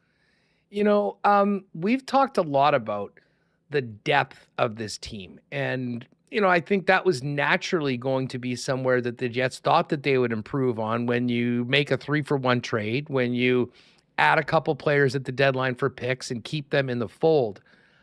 How would you compare, and this sort of leads into, the comparison that you had from a very interesting question from a reader in The Athletic on comparing this year's team to really the standard for the Winnipeg Jets since 2011 in the 17-18 team. I guess before we make that comparison, how valuable has the depth been? And again, we kind of go back and forth between what we call the third line because of the usage of Adam Lowry's line and how important they've been and how successful they've been at 5-on-5. But that fourth line, the ice time they're getting, in your opinion, how much of that has been a part of the success of the team and the fact that pretty much everyone seems to have a hand in these wins night after night? Yeah, I think that's important. And I like to think that in team building, the more players that can feel like they have a piece of success, like that bodes well in ways that are tough to measure. That bodes well long term. I think that you get more from your fourth line in the playoffs if you can believe in them now and they know how important they are to the team's success. And I think that's extremely important. The other side of depth is not just having so many good players that the fourth line is pretty good. It's that some of the specific players Cheveldayoff has added and retained do things that were missing from previous generations of Jets. And Nito Niederreiter bulldogging to the front of the net and then tracking back 200 feet to be that winger that chases a guy right all the way to the far post. I mean, end to end, that kind of commitment to defense, that's depth because he's on the third line and he has offensive ability on that third line, doing what he does. Nemesnikov, similarly consistent in that effort. Iafallo as well. Gabriel Velarde's ability to track back and knock pucks down with a really active, aggressive stick. It means that Winnipeg, and then you get to the fourth line where all of those guys have a lot of defensive hustle to them. It means Winnipeg has at least one player on every single line who you can trust to do all of those right things. And it's usually more than one player, to the Jets' credit as well. So I think that it's not just depth, but it's the skill set that depth has brought since the trade deadline to now. And, I want to give Kevin Cheveldayoff credit for identifying pieces that would really help. Well, I mean, speaking of Chevy, I mean, we sort of brought this up earlier this week, but there was no more Chevy game than Saturday night against Colorado. I mean, you've got a team that's going up against the standard in the Central Division, a recent Stanley Cup champions, the team that has been the measuring stick in their division for the last number of years. And you beat them with their first 5 goals of the game by players that were either acquired at the deadline and extended or acquired in the trade with LA for Pierre-Luc Dubois. I made this suggestion when we were talking with Greg Wyshynski yesterday, and he did agree. I mean, if the Jets are able to, and I realize this is an award that's voted on during the playoffs. I don't know exactly where that is. So obviously, playoff success is going to have a huge role in this. But for a guy that was taking a lot of heat from a lot of different corners, this has been one of the best jobs that Cheveldayoff has done on a single team, I think I would argue, and probably puts him in the conversation for the top GM in the league this year. And I don't think a lot of people were expecting that 6 months ago. Yeah, fair play. I mean, he's on a heater, that's for sure. It's paying dividends as well. And I think last year when the team wasn't playing the way that you would want it to play, and sure, they go out in the first round against a very good Vegas Golden Knights team. One of the things, sort of not to Cheveldayoff's credit, was he wasn't really able to articulate, okay, we weren't good, here's why, here's what I'm going to do about it. And I think that perception of management is influenced by what he's able to tell you as a plan. And he just gave so little in that regard and, sort of obfuscated whatever his plans were at the time. I think that's tough for people to buy into. Now, fast forward, he's made a great trade. That Pierre-Luc Dubois trade was fantastic. He's signed 2 players in Scheifele and Hellebuck that you have to sign if you're telling the league we're here to win. That retention game is one of the biggest challenges Winnipeg has, and those are 2 stars. And then you get Niederreiter locked down, and you get to sell to Cole Perfetti, whose contract is up at the end of the year. Look at what we're building here. I think that's a lot of good stuff and some great momentum.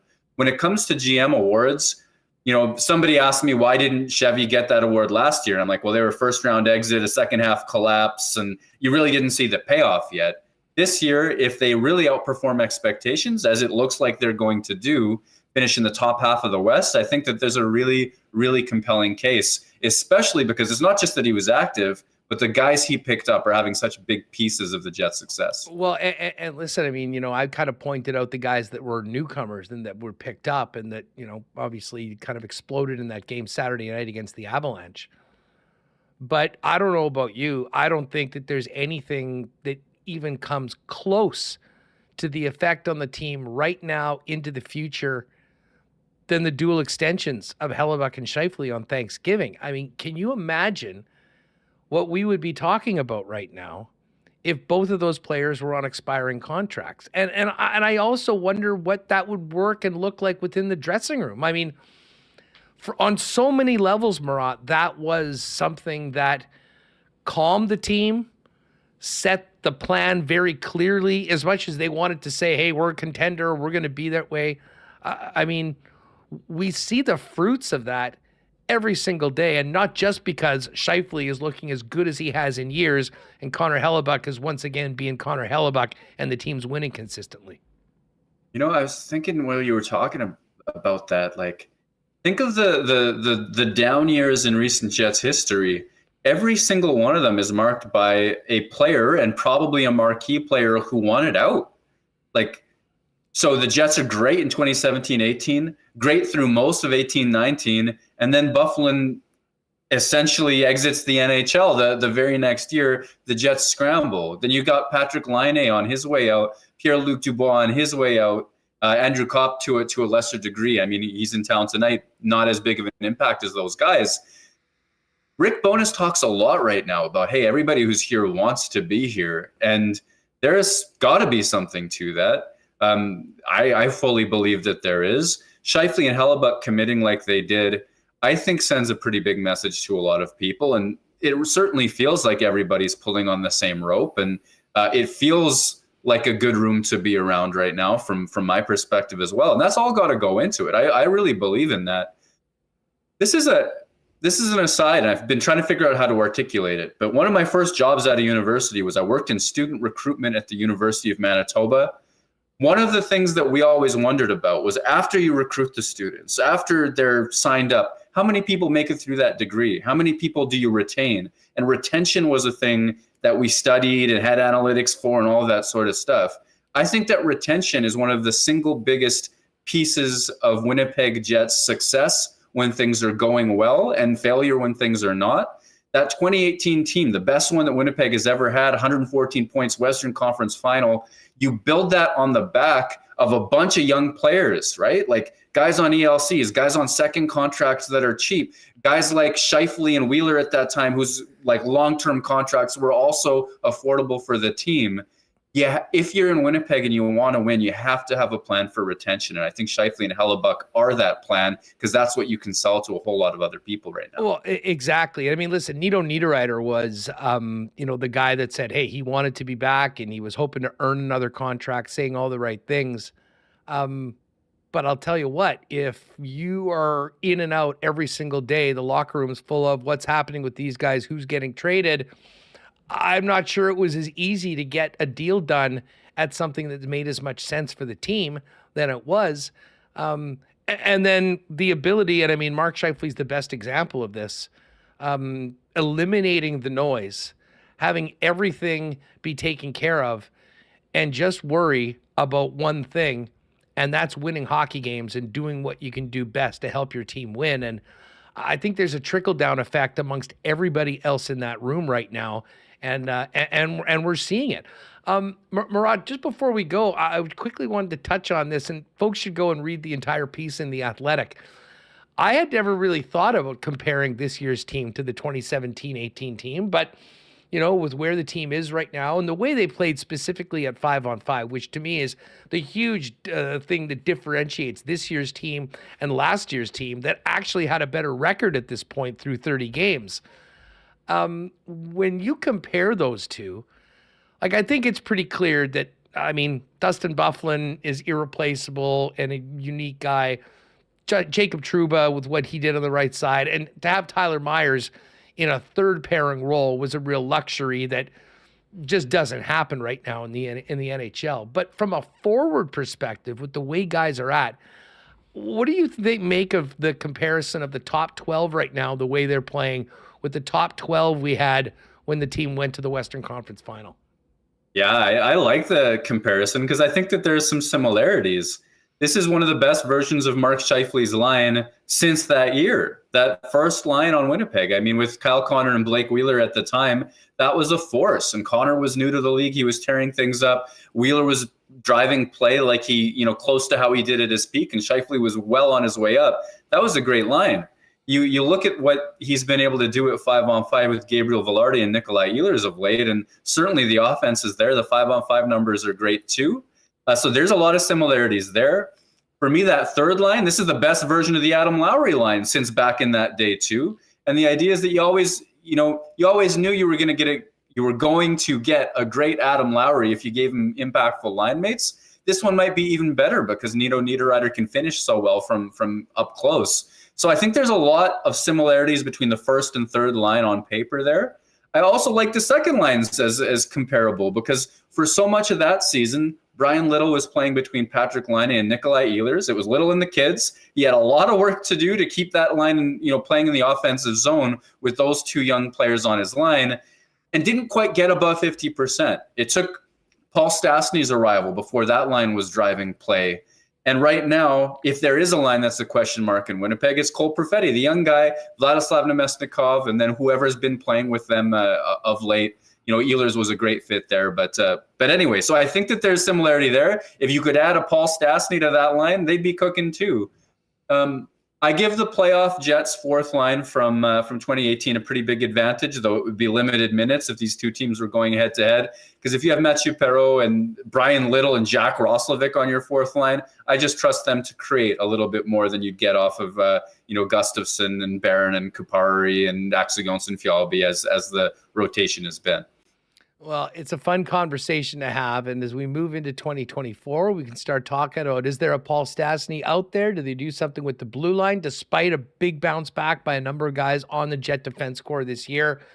But first things first, a couple big games as we head into Christmas tonight against the Wings.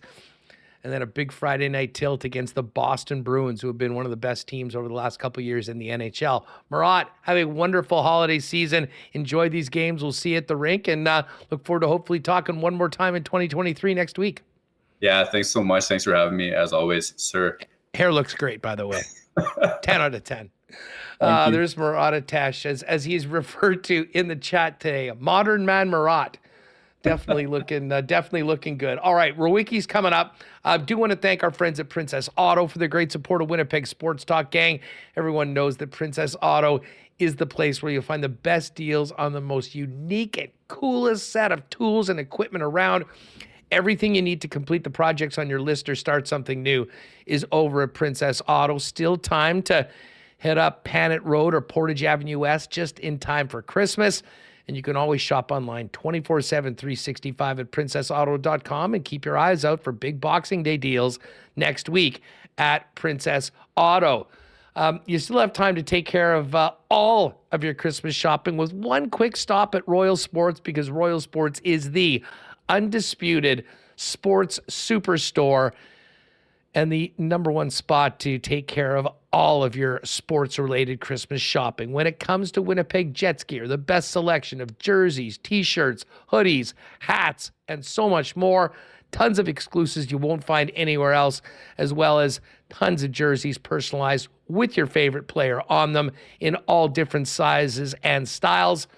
They've also got a great bomber section, NFL merchandise, Major League Baseball, NBA, international soccer kits from around the world, the biggest hockey section in town. And when you're thinking about cool Christmas gifts, they've got a great Yeti section there and all sorts of cool things on the King's Skate, Snow, and Surf side. So get it all done in time for the weekend at Royal Sports, 750 Pembina Highway. And of course, follow them on Instagram at Royal Sports Pembina for the latest merchandise drops, sale information, and last-minute holiday gift ideas. And Jets are back at it tonight, one of only 3 games on the docket. And tomorrow, we get going with NFL Week 16. Rams and Saints, big one coming up. Of course, the best place to watch the NFL with the gang is your local Boston Pizza. Win great prizes and enjoy ice-cold schooners, world-famous BP wings, and the latest from the Boston Pizza appetizer menu. Check it out tomorrow for Thursday night football. And again, Winnipeg Jets hockey and a big slate of games on this weekend heading into Christmas at your local Boston Pizza. And a special thanks to Boston Pizza for their support year-round here on Winnipeg Sports Talk. All right, let's get Brandon Rewucki in here. Rue, what's going on? How's your whole household right now as we count down to Christmas? Is everything ready? You all set with the youngsters, or is it just the chaos? You weren't even aware that it was in fact Christmas on the weekend. You're just trying to get through today. This was a huge help for me, Huss, because you reminded me. I forgot. So now I'm good to. No, we just got back from the mall actually, and so. Oh, what's the mall like these days? Yeah, we're not going back anytime soon. Let's put it that way. But the little one didn't freak out at Santa, so I mean that was a major W. So that was nice. That was nice. You know what? It's been the Jets have been on the nice list for pretty much this entire season. But if they were looking for something under the tree, it might be a little more success with the man advantage. What do you make of the Jets' power play issues as of late? Yeah, it's issue number one right now, is it not? I mean, Bones. That was kind of like Bones's Patrick Mahomes moment, right? Like it was just a culmination of weeks of frustration where he's just like, enough's enough. And he's right. Like they probably have cost themselves 5 or 6 games. That's not even, hyperbole. It's been pretty damaging, and it kind of, in a way, I think overshadows how good they've played outside of being up 5-on-4 this year. I mean, right now, anytime a power play struggles, there's going to be a lack of confidence. I mean, there's that. I mean, it's just evident to see from everybody watching there. And now they're trying to figure things out without Kyle Connor there. So it's a different set of circumstances than it had been a few weeks ago. And even when Connor was there, the power play wasn't working great either. So it's trying to figure out a way to get this thing humming. I do wonder a little bit, just because of past performance and things like that, you're looking to maybe just try something to spark the power play. Neil Pionk has to a degree outperformed Josh Morrissey with the man advantage. I mean, that could be a potential option that the coaching staff looks at there. But I do think getting Gabe Villardi back and having him just be a menace in front of the net, I think that's going to go a long way into getting the power play, hopefully just potting a couple goals every few weeks. I think getting him the puck, as we've seen 5-on-5, good things tend to happen when you get the big guy the puck. But I mentioned it to you a week or two ago, Huss. I wouldn't mind, maybe trying something a little bit different, and maybe Cole Perfetti runs the power play, but he does it below the goal line, behind the net, that sort of thing. You've got guys in Scheifele and Ehlers now that, no doubt about it, can absolutely wire it. I don't know if having Ehlers, set up for a one-timer on his side of the ice is going to be the best recipe for success, because he just doesn't shoot the puck the same way that Kyle Connor does. But I mean, it's pretty obvious that, whether it's personnel or just way of attack, it's got to change. You got to do something here, because again, the same line of thinking that we were talking about with the penalty kill a few weeks back. League average special teams. The Jets are battling for first in the NHL right now instead of first in the division. Yeah, it is. Oh, it speaks to the foundation of the team, the way they're playing defensively and the way they're playing at 5-on-5. And that's why, as we look into 2023, before it was like, oh my God, can Hellebuyck keep standing on his head? Like, he's been awesome, but he really hasn't had the extremes that he has had in the past. And I really believe that if you can consistently play the way the Jets have played at 5-on-5 for 30 games and have that competition within the lineup, have the defense stepping up and the forwards helping the defense more, that is far more sustainable than running a power play at a really high clip. And you would say just regression to the mean would tell you that the power play and the PK are going to improve. So I think this is as optimistic as people have been probably in a pretty long time when it comes to the Winnipeg Jets. What do you make, just before we get to Christmas and into the new year? Detroit coming in tonight. Only 1 win in 7 games. They had that great start. They've kind of fallen out a little bit. Now they've had a bunch of goalies injured. Hutch has been signed for the rest of the year on a 2-way deal. We'll likely see James Reimer tonight. But just thoughts on the challenge of the Wings and then a hell of a game to get into the holiday season with the Bruins in town on Friday night. Yeah, it kind of puts a little more extra importance on this one. Don't want to go fishing for 2 points against Boston too many times. I feel like Detroit's just fine, and they had the Larkin incident a week or two ago.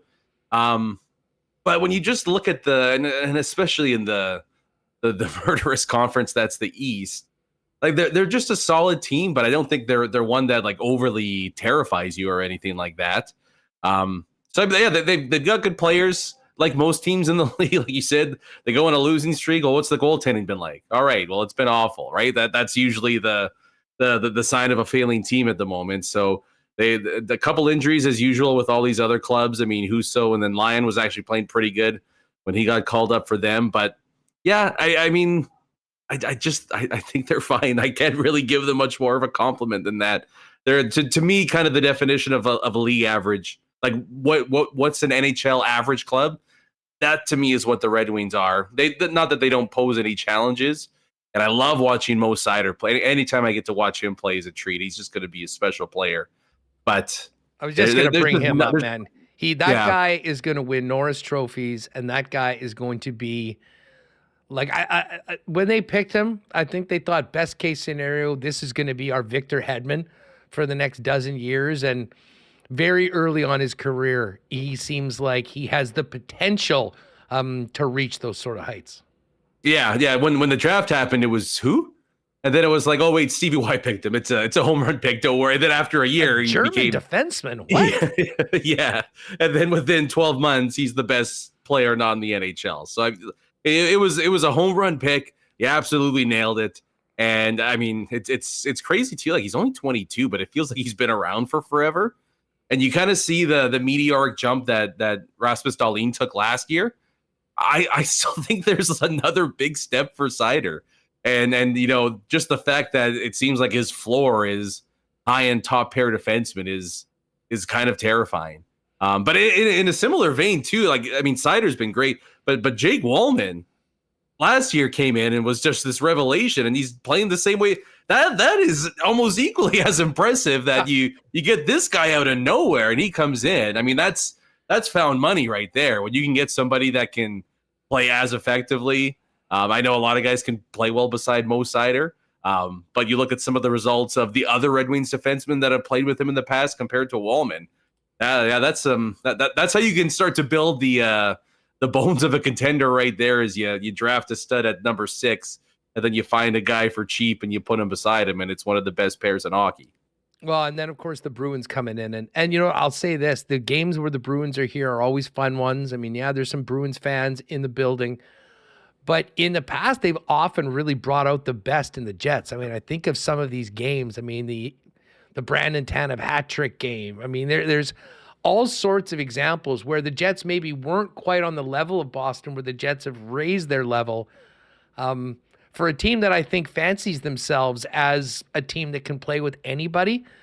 Man, this is going to be a fun Friday night heading into a few days of Christmas break.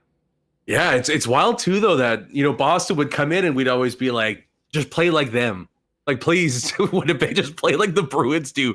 But that's not the issue anymore. Like they kind of there's a little Boston Bruins to the style again that the Winnipeg Jets play now. So I agree, and I think atmosphere too. I don't know what it is. It seems like whenever the Bruins come to town, there's a little extra juice in the building. I think it's going to be a beauty, and you want to talk about top defenders and things like that. I mean, they don't get any better than there's only 2 or 3 guys that are better than Charlie McAvoy, and that might be stretching it a little bit there. So the Bruins are what the Bruins are, right? They lose some big guys, even though Bergeron and Krejci are a little bit more higher up on the food chain than guys they've lost in the past. But it doesn't matter. It just doesn't matter with them. It's every single year 100+ points, and they're doing it again. And I mean, it's going to be tough to score 3, right? Like, I mean, getting 3 against Boston is a victory in and of itself, but it doesn't guarantee you 2 points. So yeah, that's always, anytime Boston comes to town, that's a nice bellwether game. Hey, we follow this guy from his time in the with the Wheat Kings, but pretty sad news about Nolan Patrick having to hang him up, eh? That's terrible. Yeah, it's just awful. And I mean, it's easy to forget now, but I mean, he was the number one pick for when he was 16, right? Like it was the Nolan Patrick draft for a long time. We sat down with Craig Button, and I want to say in Philly or in Pittsburgh. And, you know, we're talking to him about all the prospects, and he goes, hey, but I'll tell you what, if Nolan Patrick was available right now, he might be at the top of the list. Yeah. I mean, he was a consensus guy. And then, of course, that final year before he got drafted, the injuries started. He only played 33 games that year. He dropped to number 2, had 2 promising years with Philly, playing over 70 games in both. But then just was never able to get off track, even after the trade to Vegas. And it just goes to show you how fleeting these careers can be. But for such a talented player, obviously from our city here in Winnipeg, and a guy that, you know, was drafted with such high hopes for Philadelphia, just wanted to bring that up because, yeah, I mean, just a really, really unfortunate conclusion to something that had been sort of up in the air for the better part of the last few years, really since he got to Vegas. Well, and even as an 18-year-old with Philly, he was basically like half a point a game, right? It wasn't like he came in and was just overwhelmed from that. Like it was, you know, after his first season, I can tell you a lot of Flyers fans are like, hey, I mean, as an 18-year-old to put up 30 some odd points, that's impressive. And it just, from then on, it was just the ultimate nightmare scenario, worst case scenario. And yeah, it's tragic. I mean, I'm not even going to mention the guys taken in and around him, but I mean, 25, you shouldn't be calling it quits when you're a pro athlete, right? So it's, yeah, sad and unfortunate, but you know, hopefully the post playing career goes out a lot better than the playing career for him. Yeah, well, and most importantly, he'll be able to enjoy and not be hampered by this stuff just in day-to-day life. Hey, speaking of the Flyers, we're just about at Christmas. I'm pulling up the standings, dude, and your team is in second place in the Metropolitan Division. How the hell are they doing it? And where are you at? Is it all in now on the Flyers for 2023, 2024? Well, so the problem, I mean, there's many problems with this, but the biggest one is I steadfastly was not getting center ice this year. I'm just like, what's the point? Like, there's no reason for it. But now it's so far into it. It's like, well, I don't want to jinx it by getting center ice, but I also want to watch these guys I've seen like maybe 10 or so games of them this year, but I got to find a way to watch even. And what's wilder too is they're doing this. You think the Jets power play is bad? Oh no, the Flyers will raise you a bad power play. It's an epic. It's epic in its atrocity. But they're kind of like the Jets, like 5-on-5. They're just a good team. Like there's no other way to put it. Rebuilding, reloading, whatever you want to call what they're doing as a franchise right now, by their on ice results, they're borderline dominant a lot of the nights. It's pretty crazy. So I'm just enjoying watching them. Doing it again, isn't he? Yeah, this is, and you know what? I was pretty anti-Torts when the hire was made. I couldn't have been more wrong. I think he's awesome, and he loves it, and he kind of got this bad rap too in Columbus, but he loves playing the kids, and he's made it very clear. Like, I'm going to play these guys. Like, I don't want to throw out some 35-year-old for 15 minutes a night. You know, I'm gonna play these young guys. I just want them to go out there and be aggressive. And I mean, they've been led by a bunch of these young studs. So they're fun. They're fun to watch. I got no complaints.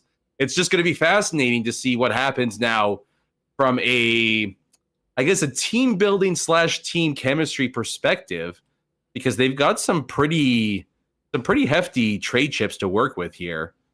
But they're in second in the Metro. Like, what? It's so different than how they envisioned the scene going. But at the same time, I mean, if you can get a first round pick for Sean Walker, if you can get, a mid round pick for a Nick Seeler, if you can maybe move a forward for another high pick, it's going to be tough to turn that down. So I'll be intrigued to see how Danny B handles the next couple of months.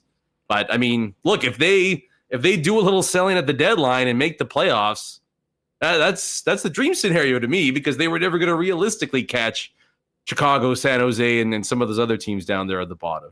Yeah, I guess we'll get a chance to see Philly here in the Peg on Saturday, January 13th. That should be a Hockey Night in Canada game. I think that one's going to be on City TV, but a Saturday night game as part of a 4-game homestand where Columbus, the Blackhawks, Philly, and the Islanders come to town. Hey, just before we go, and speaking of Philly, where are you at the freakout meter on what's taken place with the Philadelphia Eagles? And how about Drew Lock on Monday night? 92 yards in the last minute. That truly was incredible.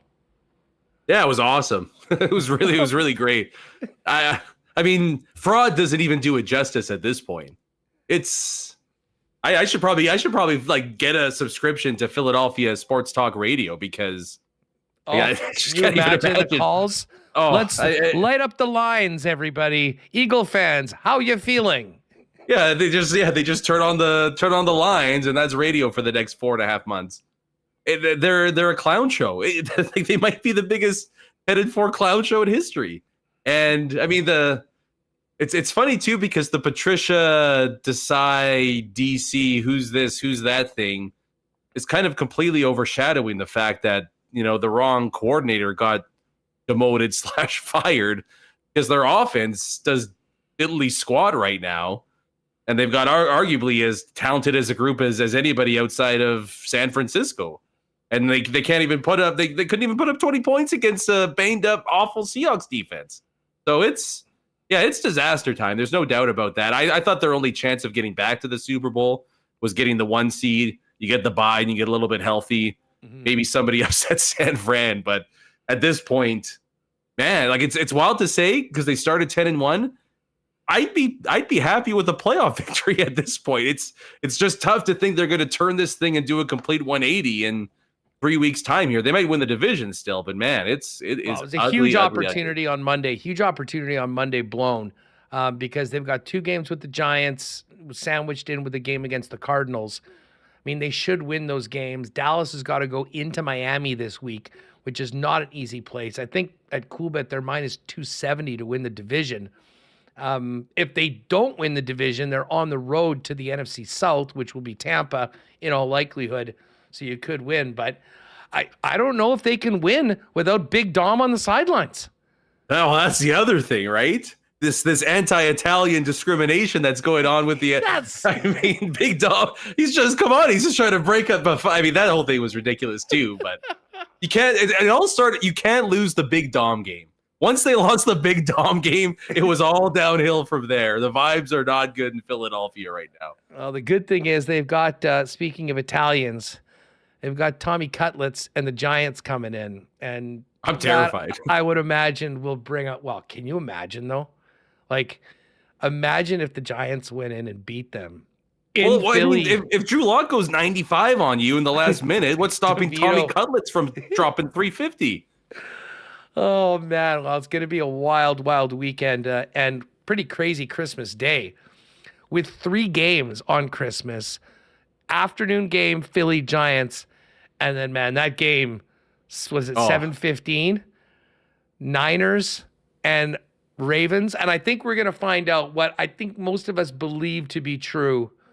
There's San Francisco, and then there's everybody else right now. And Baltimore, even at 11-3, the number 1 seed in the AFC right now, I'm not sure they can hang with the 49ers, but I guess we'll find out on Christmas night.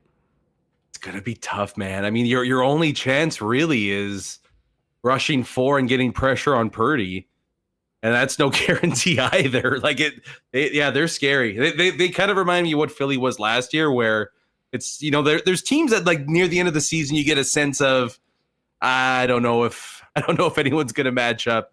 And I think San Fran's that in the NFC. You know who I think is the second best team in the NFL, though, Huss? Don't say the Buffalo Bills. Buffalo Bills. I knew you were going to say it. I think they are. I think they are. They've got the New York Giants vibe, like the Eli Manning. Yeah, that is the definition of we don't want to face them in January team right there. So it's funny. And I mean, the reason why I immediately went to Buffalo is because I've been thinking about this a lot.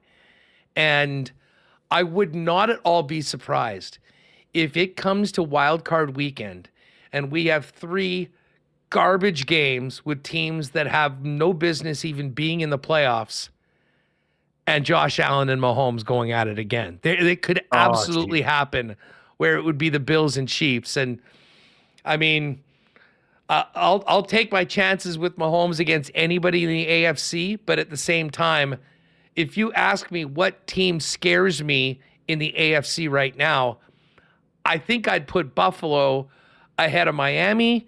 I'd put them ahead of Baltimore. I'd put them ahead of Cleveland. I'd put ahead of all those guys. And there's nothing more dangerous than a team that's been left for dead that has to win all those games and is basically in playoff mode right now and gets in. And the Bills are on the verge of that. And don't worry about the Bills this week. They've got what's left of the Chargers. But they do have that Week 18 game against Miami that could be very important for both teams. So we'll see what happens. Listen, glad you survived them all today. Have a great Christmas with your lovely young family, and hopefully we can check in for one more time in 2023 before New Year's next week. Have a great Christmas, pal. Yeah, you got it. Have a great Christmas and holidays to you and everybody else out there. Good stuff, buddy. There's Brandon Rewucki. Check out Skates and Plates wherever you get your favorite podcasts. We'll have some new content heading into the Christmas weekend for you. Find it wherever you get your pods. Search Skates and Plates. All right, Christmas is here. Are you ready for the weekend? Well, have you stocked up on Winnipeg's favorite local beer yet? 1919 generic lager from our friends at Little Brown Jug. Both, by the way, available at Canada Life Center. If you're upstairs, go to Craft Beer Corner in 310. If you're downstairs, section 126 is Craft Beer Corner where the old Moxie's was. But some great deals right now on Little Brown Jug beers, including 8 packs of the light, crisp, fresh, generic lager for just $20 right now at your local beer store or at the tap room downtown. And if you do head into the tap room, check out great merchandise options there. Nobody has better beer merch than our friends at Little Brown Jug. But mix and match your 12 favorite cans from LBJ, and they'll hook you up with a $15 gift card for you to enjoy your favorite pints in the tap room. Just a great holiday deal right now. Available now at Little Brown Jug. You can check the website, littlebrownjug.ca. All the merch there as well as local delivery options. And a very Merry Christmas and Happy Holidays to Nick and Nikki DQ. Great support of us since day one of Winnipeg Sports Talk. If you're thinking about maybe getting extra festive with your Christmas dinner, pop on down to DQ Polo Park or DQ Northgate and get your hands on one of the world famous DQ ice cream cakes. And you can always hit them up on Instagram at DQ Manitoba. Send them a photo if you want and get a customized DQ ice cream cake for literally any occasion. And for those of you out Niverville way, don't forget they've got the new Pita Pit open in Niverville as well. Healthy, fresh, delicious, fast, with great catering options too. And they'll cater in the city as well. Hit them up on Instagram or X at Pita Pit Niverville. Tomorrow, really looking forward to our next It Takes a Community to Play segment with Sport Manitoba, brought to you by Manitoba Liquor and Lotteries. We're going to be talking about moving from being an athlete to being a coach. We'll have a special guest for that. But when it comes to the community right now and safe sport, don't forget sportmanitoba.ca/safe sport is a great place to start for best practices for sport programs, training opportunities, and the rule of 2, because everyone deserves a positive sport experience. Oh, and by the way, I want to give a big Happy Holidays and Merry Christmas to our pal Pitt Terren and the Aikens Lake Wilderness Lodge team. I know it's in the middle of winter. We're already making plans to get back to Aikens next year. Check out aikenslake.com if you want to make your plans right now to get in before it fills up for Manitoba's one-of-a-kind fishing destination during the summer. All right, let's get Remo back in here. It's 3. We got to get to the Coolbet lines. Not a busy night tonight, but nice visit. And as I say, what a day for hair on WST. Murat debuting his new look and Rewucki coming in at a strong 9.5 out of 10 on the Brandon scale. Yeah, well done. Murat debuting his new look. A lot of comments in chat. Podcast listeners, you're going to want to come over here to YouTube and see what you've been missing out on. And, Brandon always brings it as well. So some great stuff from Murat on comparing the Jets team this year to the past Jets team. I still see some people on the fence in chat saying, hey, this is the Winnipeg Jets. They were this good at the start of last season. We saw what happened, after January. If you had just looked at the standings and had not watched any games this year, I guess you could say that. Yes. But, I mean, anyone that's been paying attention this year knows that this is a very, very different team that plays a different way, that has been winning games a different way, and I'll maintain far more sustainable. Now, will they be winning at this clip all year long? We'll see. But you got to let's fire up the cliche machine. You got to take it one game at a time. And that game is tonight against Patrick Kane and the Detroit Red Wings. And then, man, what a way to finish off the schedule heading into Christmas with this game on Friday against the Boston Bruins. Every time Rewucki comes on, I just think it's maybe the best promo we could possibly have for people becoming a member of the Winnipeg Sports Talk channel, which I believe is $2 a month. There is no time during the week where the special emotes for members get more of a run than when Brandon comes in and you've got that beautiful cloth emote that everyone throws out in the chat. Yeah, you do get, that is one of the benefits. Some people, maybe you want to support with a clothing item, but your way of supporting in 2023 is having that microphone beside your name in chat and getting exclusive emotes. So, some of our guests have them. Brandon's got the hair, Murat's got the bass guitar, there's a saw for Hacksaw, a hammer for Jeff Hamilton. There's a nice dog here when Mike comes out. Still got to make Kenny's water bottle. Kenny's water bottle. I got to make some new ones. Got to get around to it. Speaking of Ken, you know what we should do? Someone brought this up to me the other day. We were having a couple of beers and mentioned this, and I just laughed. If we do some sort of a best of 2023 on WST, yeah, we may have to drop the 18-minute answer again on who will be the Jets' second line center. Well, I was been thinking a lot of year-end recaps because we went over our Spotify Wrapped. We also got an email from YouTube just highlighting our top content of the year. But in terms of maybe not a sport, just stuff that happened on the show, that might be number one. Like Ken giving an 18-minute. I'm trying to think of other stuff that happened just specific to the show over the year. Well, I mean, Remis hosting and getting run over like a semi-truck by Ken. Yeah. For 18 minutes of one answer. A legendary moment in WST history. It was. Stay tuned next week for all of that. All right, let's get to the Coolbet lines for tonight. Only 3 games this evening. And the Islanders, I enraged a number of Edmonton Sports Talk listeners today by disclosing in the lock shop that I used my $15 free bet that comes up on Fridays. By the way, it's a great promo at Coolbet. Check the promos when you're on there. But if you make a $30 bet on football over the NFL weekend, you get a $15 free bet on Tuesdays. And I used it yesterday, Remis, on a Connor McDavid prop under half a point, plus 375 yesterday. Now, McDavid usually scores or gets on the score sheet. That is quite obvious. But I just thought the number was so crazy. And they were playing against the New York Islanders. And sure enough, it came through. And a special shout out to P. Greggy, because Pat dropped a nice little parlay in the lock shop that came through at plus 400. So it was a nice number, even though our hockey picks weren't that good last night. Here's what you got tonight.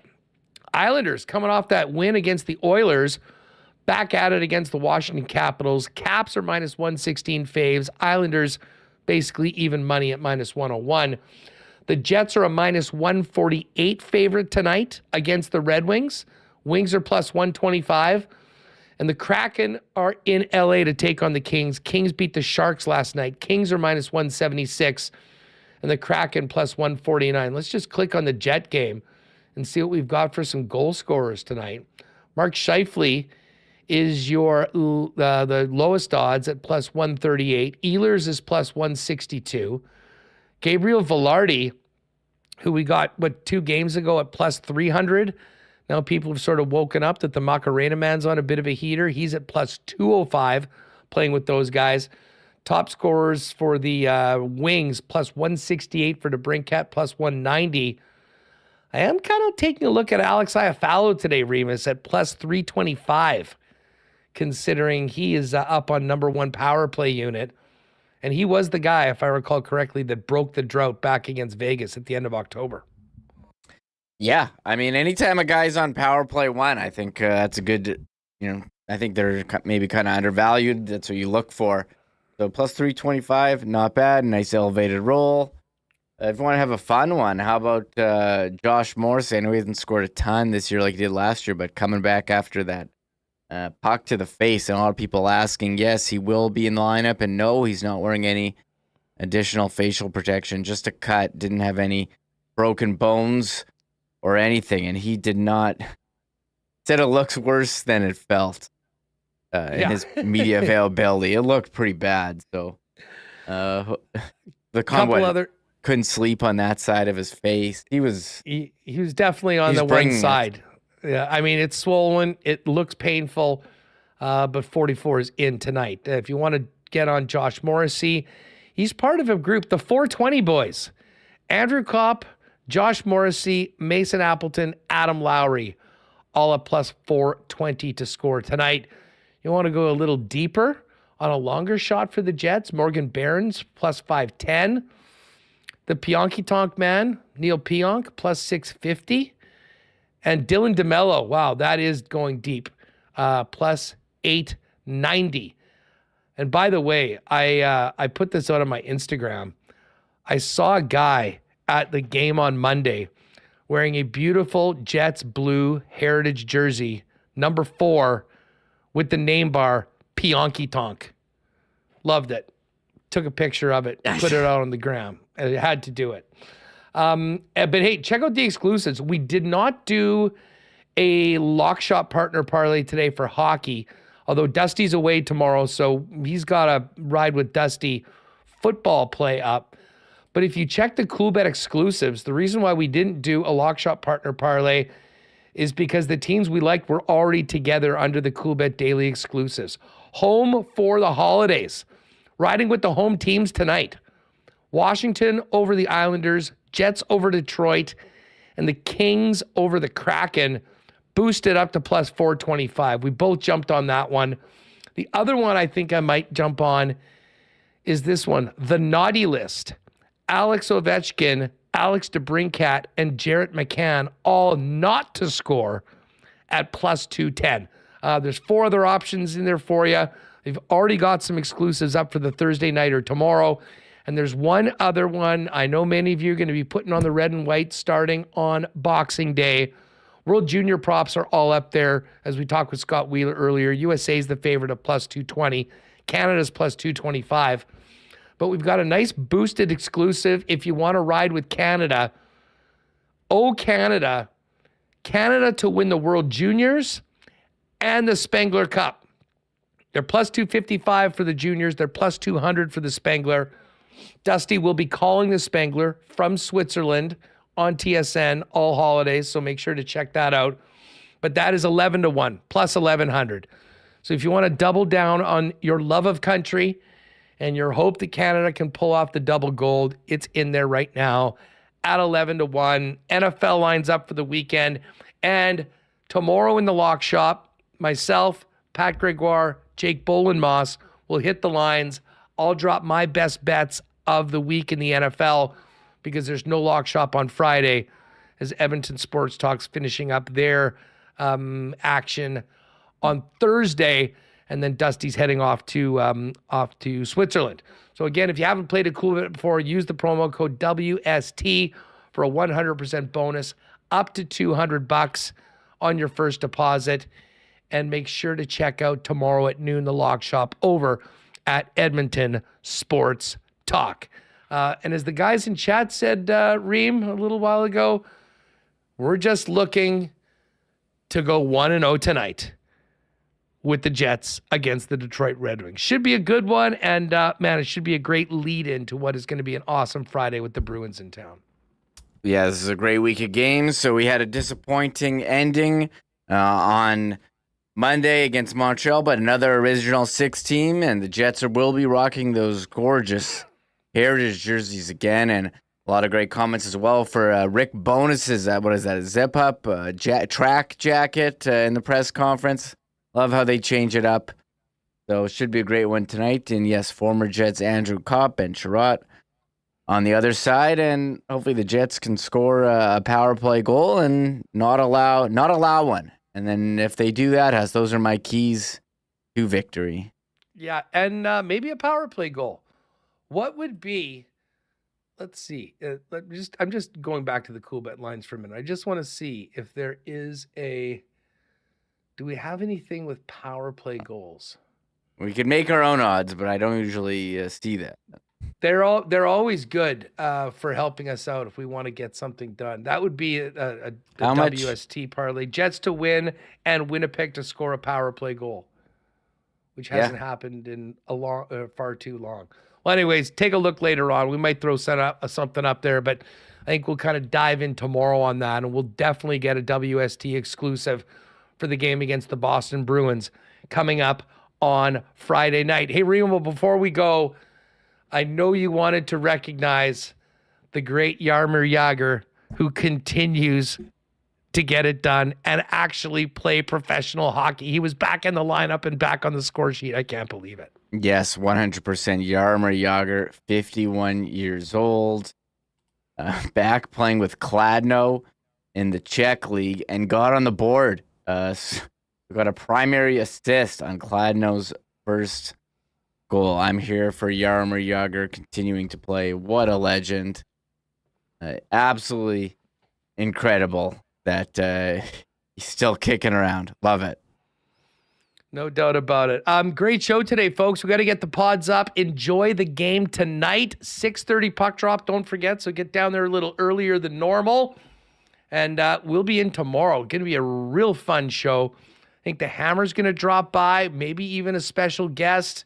Much more on tonight's game. And we'll start getting ready for the finale to the pre-Christmas portion of the schedule with the Boston Bruins in town. And if the Jets can get the result they want tonight, we'll open it up by talking about the first place Winnipeg Jets, because the Jets will be the first place team in the Central if they can win tonight. Enjoy the game. Make sure to check out the IC Boys and KNR afterwards. And whatever you're doing tomorrow, join us if you can live at 1 on YouTube, later on in the podcast, and make sure to subscribe to both whenever you get the opportunity if you haven't already. Thanks for hanging with us today. Enjoy the game. We'll see you tomorrow on WST. Oh my God! Oh! Shut it down! Let's go home! Thanks for tuning in to Winnipeg Sports Talk Daily. Make sure to subscribe on YouTube and your favorite podcast feed at winnipegsportstalk.com.